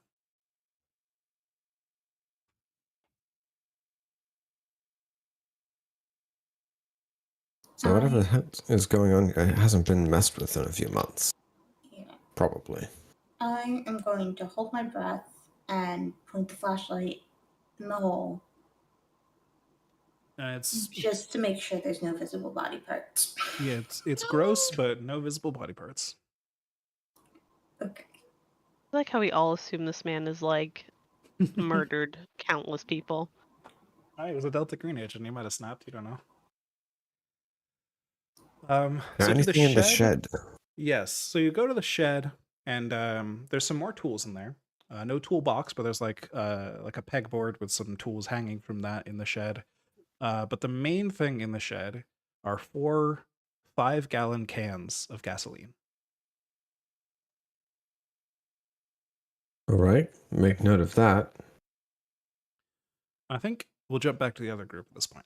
So, Perry, Penumbra, and Pendrake, you guys were approaching the front door of the cabin. The key fits in the lock, thankfully, and you're able to get right inside. The interior of this place is covered in dust and cobwebs. It appears nobody has been here in months, quite easily. You enter into a living room with 2 closed doors on one wall and an adjoined kitchen. The decor is rustic and quaint, and you note there actually is a decor here. It's not empty like Bauman's apartment. Most of the furniture appears to be antique. Some of the decorations appear to be hand knit, including the quilts draped over the back of every chair in this place. The kitchen is filled with fancy dinnerware, you can see, although all caked with dust, and many varieties of bakeware. It can't have been used in years, you would estimate. There's little odds and ends, such as a timer shaped like an apple or a 2002 calendar with pictures of birds, which indicate this kitchen was once loved long ago, though that touch has not been seen ever since. The only recently, relatively, used dishes are some mugs and simple dishes sitting clean in the sink. What do you guys do?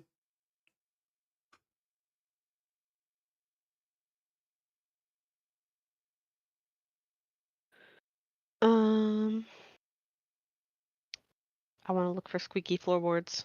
I want to look for loose floorboards. Yeah, I'm not going to give up on this. unlike the apartment, there are many squeaky floorboards in this cabin in the woods. Hell yeah. Are any of them loose?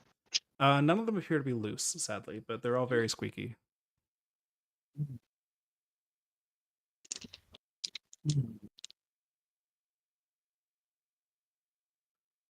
So there's 2 doors leading out of the living room. If you want to check this out, or if you want to look through things in the living room or kitchen, up to you 3. I'll open door number 2. All right, door number 2 leads to a bedroom. There's a queen-sized bed, again, in a wooden frame with 2 side tables on either side, each with a matching lamp. And there are 2 doors in the bedroom leading deeper into the cabin. I'd like to investigate the bed frame, please. All right. Yeah, give me a search roll. Out of 40. Let's see what I roll. 14. 14. All right. That's pretty good. So you look in and around the bed, and you don't find anything hidden in little nooks and crannies, but you do find tucked under the bed, where Penumbra was looking earlier, a footlocker. Just a big old case, closed. It looks pretty sturdy, like a metal frame, and it's just got 2 clasps on it. It's not locked. How the hell did they fit a footlocker under a bed? How did a whole Very store carefully. get? It's No, wait, bigger you on the said. inside. Oh gosh, you said it wasn't locked. It does not appear to be locked. No, it's just got like 2 little like clasps to hold it closed. I'd like to open the box. All right, you pop that open. It's sitting right on top of the contents is an envelope with a green triangle on it, otherwise unmarked. The other contents you can see without digging into it are a neatly folded but very bloody suit. And then there are farther things if you want to dig deeper. Okay, but before I start digging deeper, I'm just gonna yell out, "I found something!" Definitely make my way over then. Same. All right. Alright. So the 3 of you are now in the bedroom looking over this footlocker. And now what do you do? Just investigate it more. What's in the envelope, or like how bloody, like how old's the blood on the clothes? What else is in there? All right, so what do you start with? The envelope or the suit? We can start from the top, the envelope. All right, so you open the envelope, and there's a letter inside, titled, or addressed, "To whom it may concern. If you are reading this note, I can assume I have died or become incapacitated before I had the courage to complete my final mission. You will find about 20 gallons of gas in the shed behind this cabin. Pour it into the septic tank beside the cabin and ignite it. You'd be happier if you didn't look inside. Please make sure that the remains are kept from my children. I am so sorry. God, please forgive me. Clyde Bauman."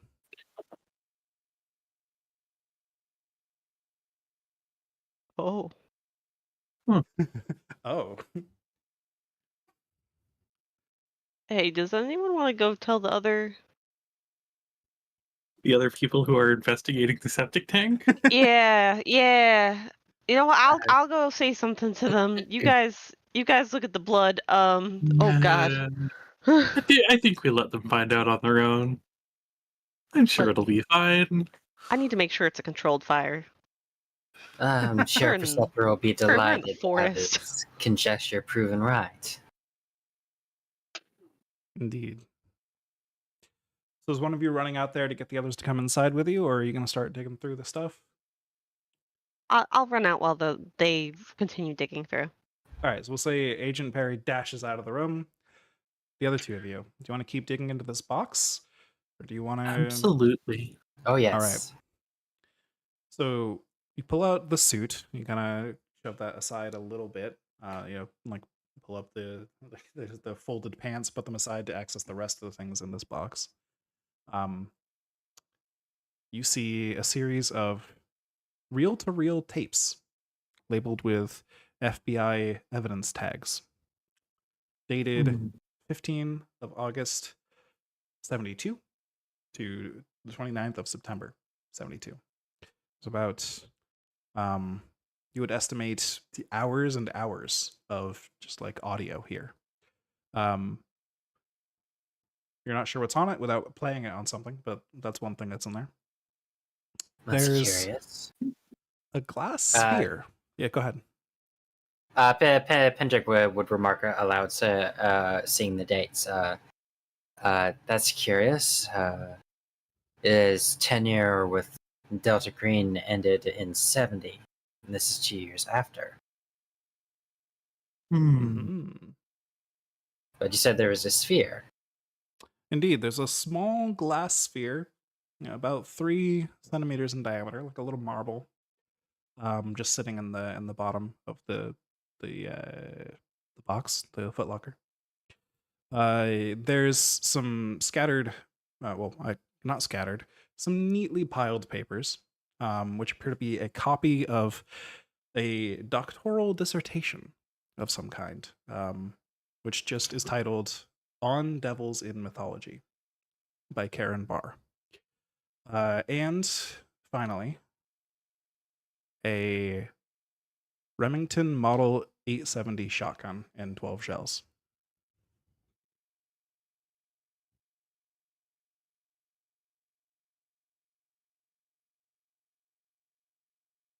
Maybe a little worse than what Preceptor was conjecturing then.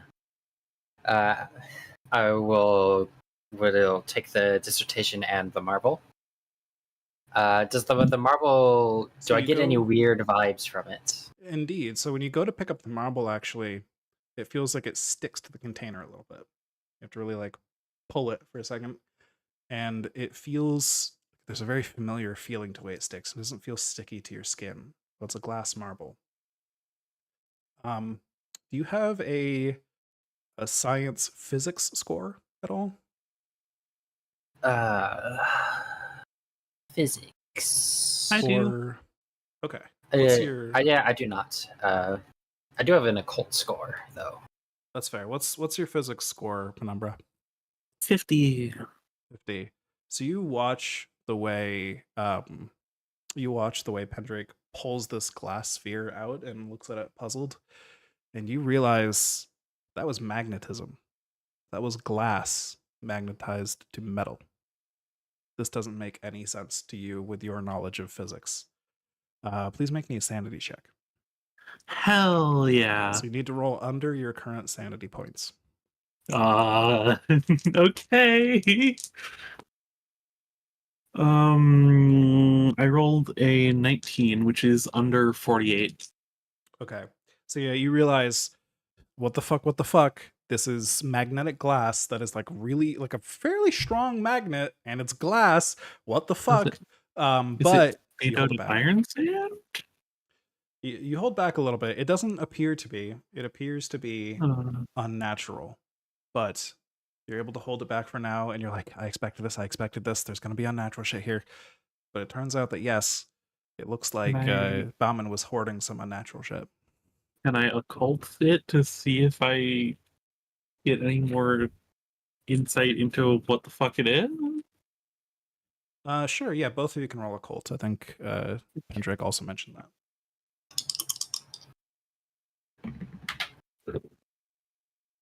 I got a 35, which is under 70. 91. That is way above. Wait, did you say you had a 70 occult? I do. Holy shit. Damn. I also do. Jesus, okay. Yeah, that's pretty crazy. I think occult is a special stat, but if you had a pregen character, right, Sky? Yeah. So if the game gave you a 70, then it must be right. Cool. I think I might be thinking of unnatural, not occult. I think occult is fine to have high. Unnatural is a weird skill in this game because like every point of unnatural you go up, you go down a point in sanity, basically. So like Oh. if you yeah, so if you got to unnatural 70, you would essentially be insane, right? But no, so occult with a success on occult. Yeah,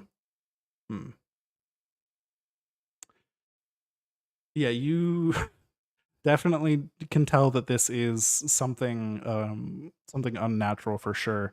You would think with your occult score that this is perhaps an object from a different plane of existence where the laws of physics are different, and it has somehow made its way to this plane of existence. A different world. Oh, darn it, ancient, palpable. Not this is definitely the aliens again. Delightful. What's this dissertation about?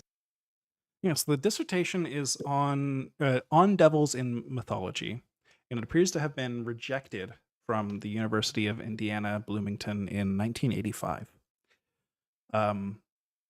It is a dissertation on mythology and like the common themes and devils among them and all that stuff, which doesn't seem all of that out of place to you looking through it, but what is out of place to you is a ton of handwritten notes in the margins that seem to be approaching the topic within not from a fictional standpoint or a mythological standpoint, but treating this as if it's an actual authority on devils, like a Devils 101 book, essentially.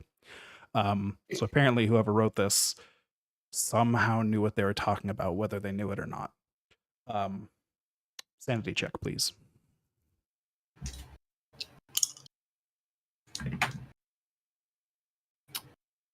97. 97. Ooh. Okay, so this is a light one. You're only going to lose 1 sanity point for this. All right. And you do think, if you hold on I'm to down this, to 69. Nice. So if you you do feel like somebody really trusted this thing, and if your character has any interest in learning more unnatural knowledge and stuff, you could hold on to this and study it. For now, you've only lost 1 sanity point. You can imagine you could lose some more sanity points by reading it further, but who knows what secret knowledge you might unlock there. Up to you how you deal with that. I do think it's worth Preceptor would be investigating.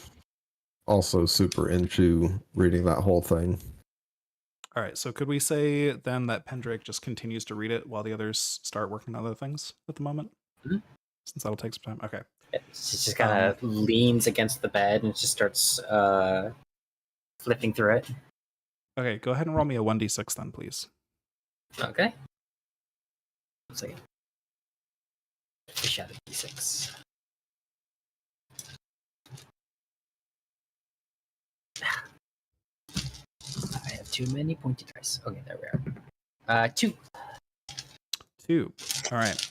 So you're going to lose 2 sanity points and gain 2 points in the unnatural skill. Rad. I don't think there's any like shock value for losing 3 sanity at once, so we'll stick with that for now. Certain levels of losing a bunch of sanity at once can like make you go temporarily insane and stuff, but I'm pretty sure 3 is under that level. So we're good there. Cool. Let's go back to, so Perry is caught up with the others. Would you all just be heading back inside? I was Yeah, gonna tell them there's something in the septic tank. Oh, that's true too. You can Maybe stay out there and investigate that. search the key ring for a key to the septic tank. All right. Whatever yeah, you do, don't remove the padlock. We definitely want to keep that on. For now, at least, until we're ready to bloat this thing sky high. Are you there? I'm outside. Okay. Yep. I mean, it The may note be. did say that it might not be cool to look at. Yeah, but also, like, isn't the point to figure out Delta Greens? Like, can we go back to them and say we blew it up without knowing what was in there? Absolutely. They just Okay. want it gone. Okay. Then I guess we leave it alone until least we're ready we- to pour gasoline into it. If anything, I'll start carrying the gas cans over so we can start getting ready. All right. So you start gathering all the gas cans, and you look through the keychain to see if any of the keys appear to fit this lock. And indeed, strangely, that one key you found that opened the filing cabinet appears to fit this lock as well. You're not sure exactly how all that works or how you managed to pull that off, but it does work. That's a weird one. Perry. Yep. You said there were bloody clothes in the foot locker, right? Yep. Once you're done with them, we could probably dunk them in the vat of acid that we have and dissolve them. Or we could just burn everything that we find in the septic tank. Yeah, that works too. I just don't want to get splashed with acid. Have you ever had chemical burns? It's not fun. Nope. I was a desk jockey until today. Oh, welcome to the field. I'll give you a pat on the back. Thanks. I gotta say, I'm really curious about what's in that thing. As I'm arriving back with one of the gas cans, I drop down clank. I guarantee you do not want to look at that. I looked at one once. I wish I hadn't. I'm not going to talk about it. Head back Yeah. to the other gas can. Maybe for your first time, you shouldn't look in there.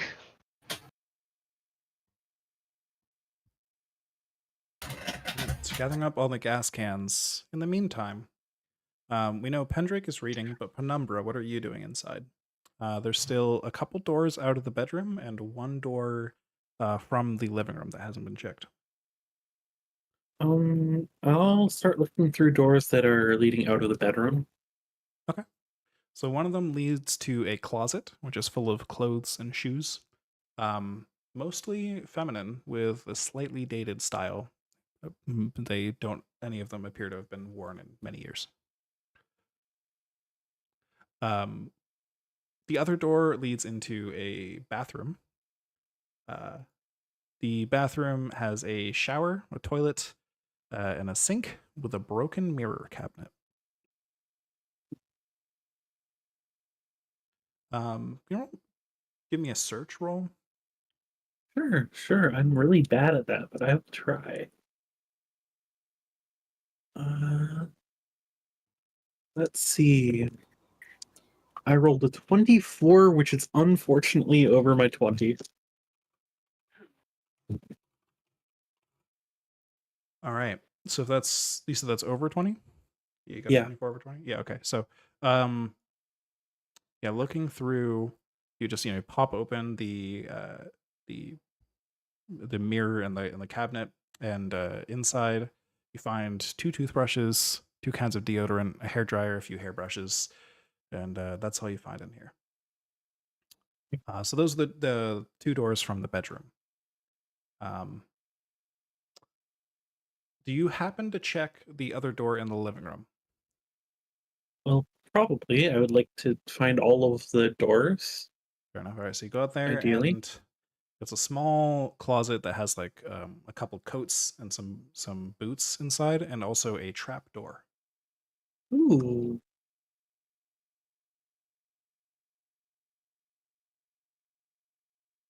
There's no way I should open it without looking for traps, but I'm going to open it without looking for traps. All right, pop the trap door open. It's not trapped, thankfully, and it does lead down into the basement of the cabin, which is very dark.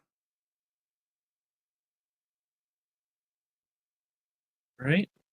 I am going to think to myself that I will leave Agent Popular to her reading and head into the basement.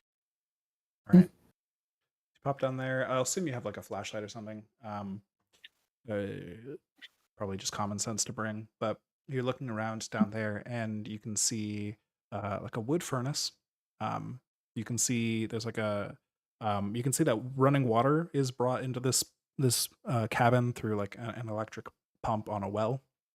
However, can you give me an intelligence ×5 roll? Ooh, okay. I'm good at those. Sometimes.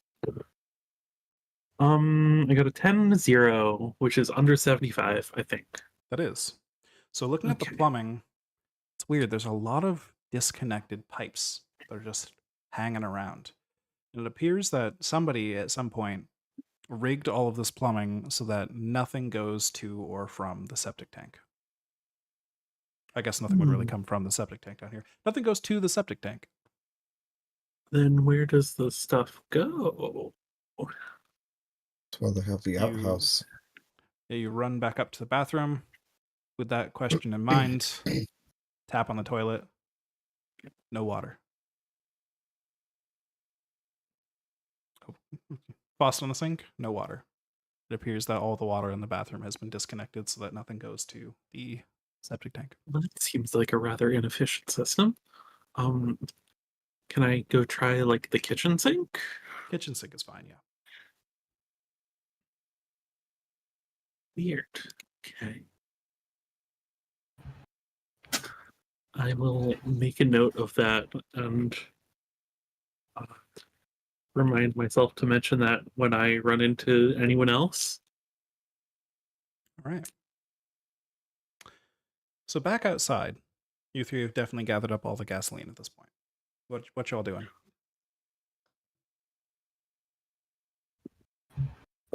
Don't think we should set this off well without alerting the rest of the crew. Perhaps we should go inside at this point. Agreed. So we'll assume you gather back inside and you update each other on what you've seen, whether it's the weird plumbing, the things in the box, the septic tank that's exposed out back, and the note and all of that. You're all caught up now. Okay. Side note, did make sure to relock the septic tank. That's fair. Good note. As we're all reconvening for a bit of flair, everyone finds Pendrick still on the edge of the bed, reading through the dissertation. But while she's flipping through it, she has actually taken the Remington shotgun and nestled it in like the nook of her elbow and started loading shells into it. Excellent. Oh no. So if you want to add onto your equipment section, there's a little place for weapons. You can add a shotgun with a base range of 75 meters. Uses the firearms skill. And it does 2d8 damage. Oh, dang.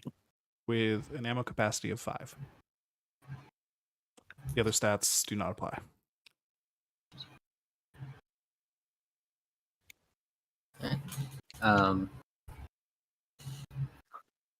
But I guess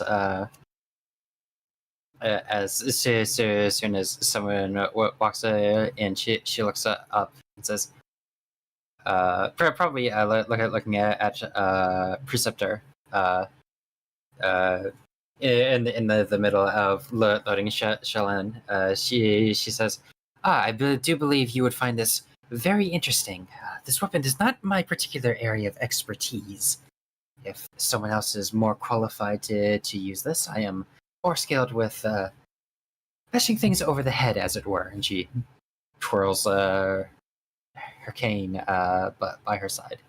Mm-hmm. But I have a feeling that this may come in handy, given the nature of this, as she shakes the dissertation, and this, she shakes the marble. Well, I wouldn't say no to a shotgun. I have been known to use one. Pythagoras moves aside some of the gappy bulkiness of their shirt, and you can see that they're carrying a light pistol. All right. I'll just post part of the weapons table so people can write those down if they need them. Very good, very good. Yeah. I still have the one you gave me earlier. Perfect. So yes.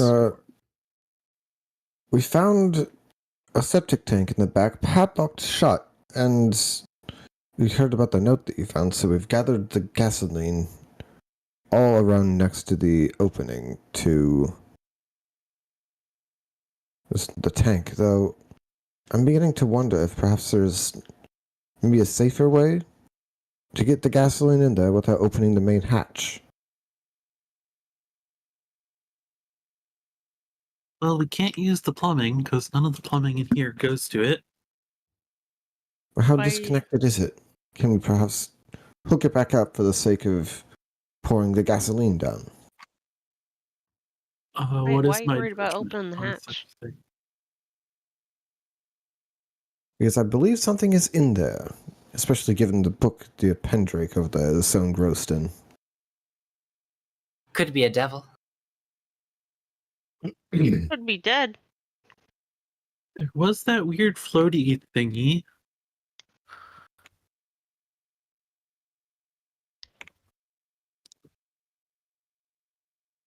A weird what? Weird floaty thingy.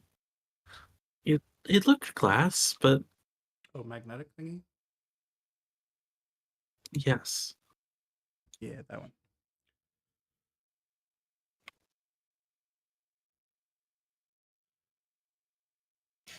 That's curious. I guess we should probably sort through that locker and set aside anything that needs to get blown up, or just dump the whole locker somewhere Are there, we need to. are there any notes in the locker about that odd glass marble you're speaking of? You didn't find Did you find any. any information on it? The only papers you found in there were the dissertation and the letter. But just looking through what he's gotten here, it looks like this was something of like a box of memories for Bauman. Like these are just some of the souvenirs he picked up along the way from his time with Delta Green. You know, even though it's definitely not protocol to keep souvenirs, some people still do.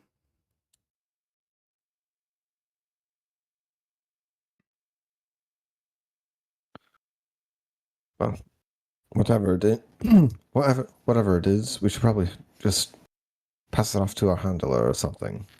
It's not for us to.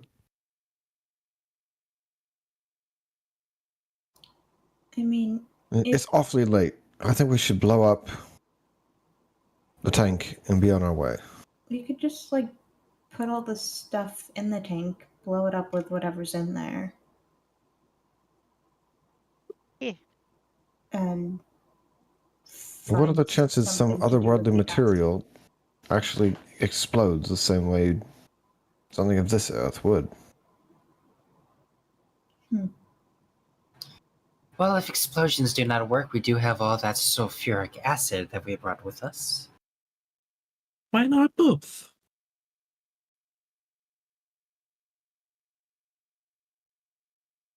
So the proposal now is to fill the tank with the gasoline, light it on fire, and then pour the sulfuric acid into the tank.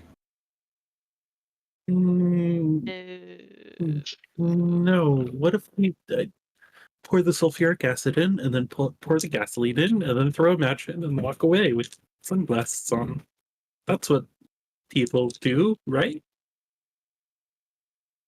Personally, I was thinking if the explosion does not work, then try the sulfuric acid, as combining the two together would produce very disastrous results for quite a radius. I prefer to not explode sulfuric acid across the local forestry, and perhaps ourselves. It would invite quite a few witnesses. And there's already the kids breaking curfew out in the woods. Would a fireball from exploding gasoline not invite witnesses? It would also, but at least we can be on our way.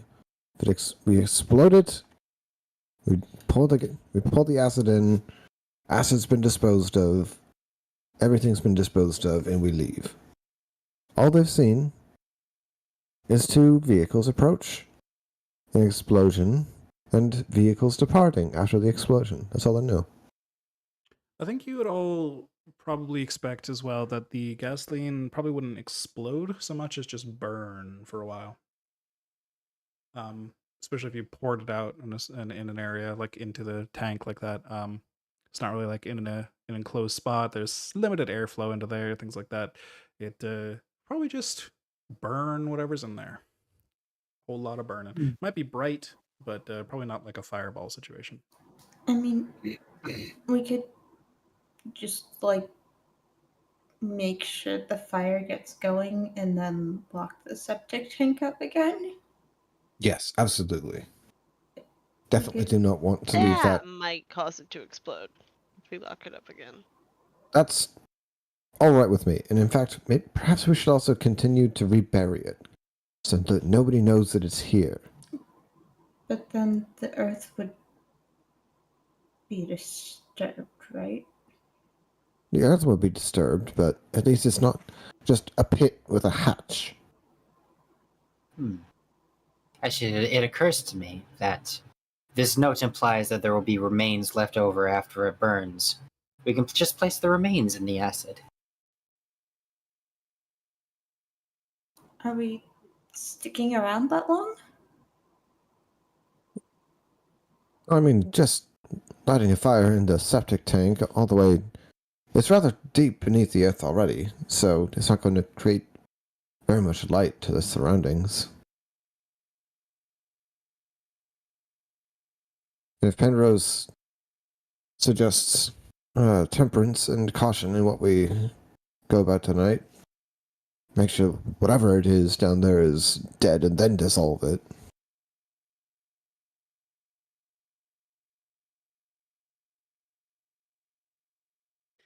So, regardless of the exact plan, it sounds like most people are voting for kill it without looking at it, kill it without actually interacting with it at all, right? Wait, kill? Is Yep. it not already dead? I believe the said- implication is that whatever is down there may not be dead. Yeah, he Oh, said dear. don't look at it, don't interact with it, burn it, get rid of the remains. So that's the assumption, right? I think we can safely assume that whichever option you take here with acid, gasoline, whatever, it's going to be effective at that goal. And I'm not going to make you guys deal with an explosion. I think that won't be a problem here.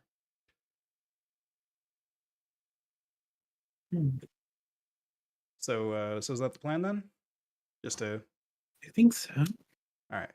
Yeah. So, to pour something in there, you need to pop the hatch a little bit, right? But nothing happens when you do. You can't see very far down into there. And so you just start pouring.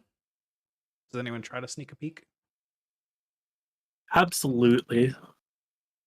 All right. Yeah. Yeah, give me a search if you're trying to sneak a peek down there, unless you're trying to use like a light or something around. If you're just trying to like lean over the edge in the dark, that's gonna need a roll for you to like see anything down there. I mean, we'd need a light to get over there in one piece, right? Like, Well, it's not that far away from the cabin. I know what you're talking about. My character has is- dark vision. There's like moonlight to work with and stuff. Your eyes are probably adjusted to the darkness. Presumably, we use a flashlight to make sure we aren't like pouring gasoline everywhere. Okay, so there is a flashlight involved then? Yeah. Okay. Just out of an abundance of caution, I would probably want to not pour gasoline into the dirt. So, if you have a flashlight on when you open this tank, and especially if you're shining it around that area, some glints of light make their way down into the septic tank. And suddenly, you hear something stirring inside. You hear a voice. Please! Please! I see light! Let me out! You have to help me, please! Oh, goodness! Freedom! Fresh air, please! Oh, you don't know how long Don't I've been down fucking here. listen to it. Please let me out, please! Oh! Is anyone looking inside? yes, absolutely. All right. Now that you have a light, Receptor you can is- see clearly. Now is the shotgun leveled at the opening of the tank. All right. You see down in the tank a body, a small, somewhat misshapen, nude woman in her 50s. Her flesh is gray blue, and she has torn out most of her hair. Her hands are bloodstained from clawing at the walls. And But yet she still didn't die lives, from cancer. sobbing, begging for her life. And that's where we'll pick up next time we gather for this one shot, because it's very late. But we will So finish it it's- another time.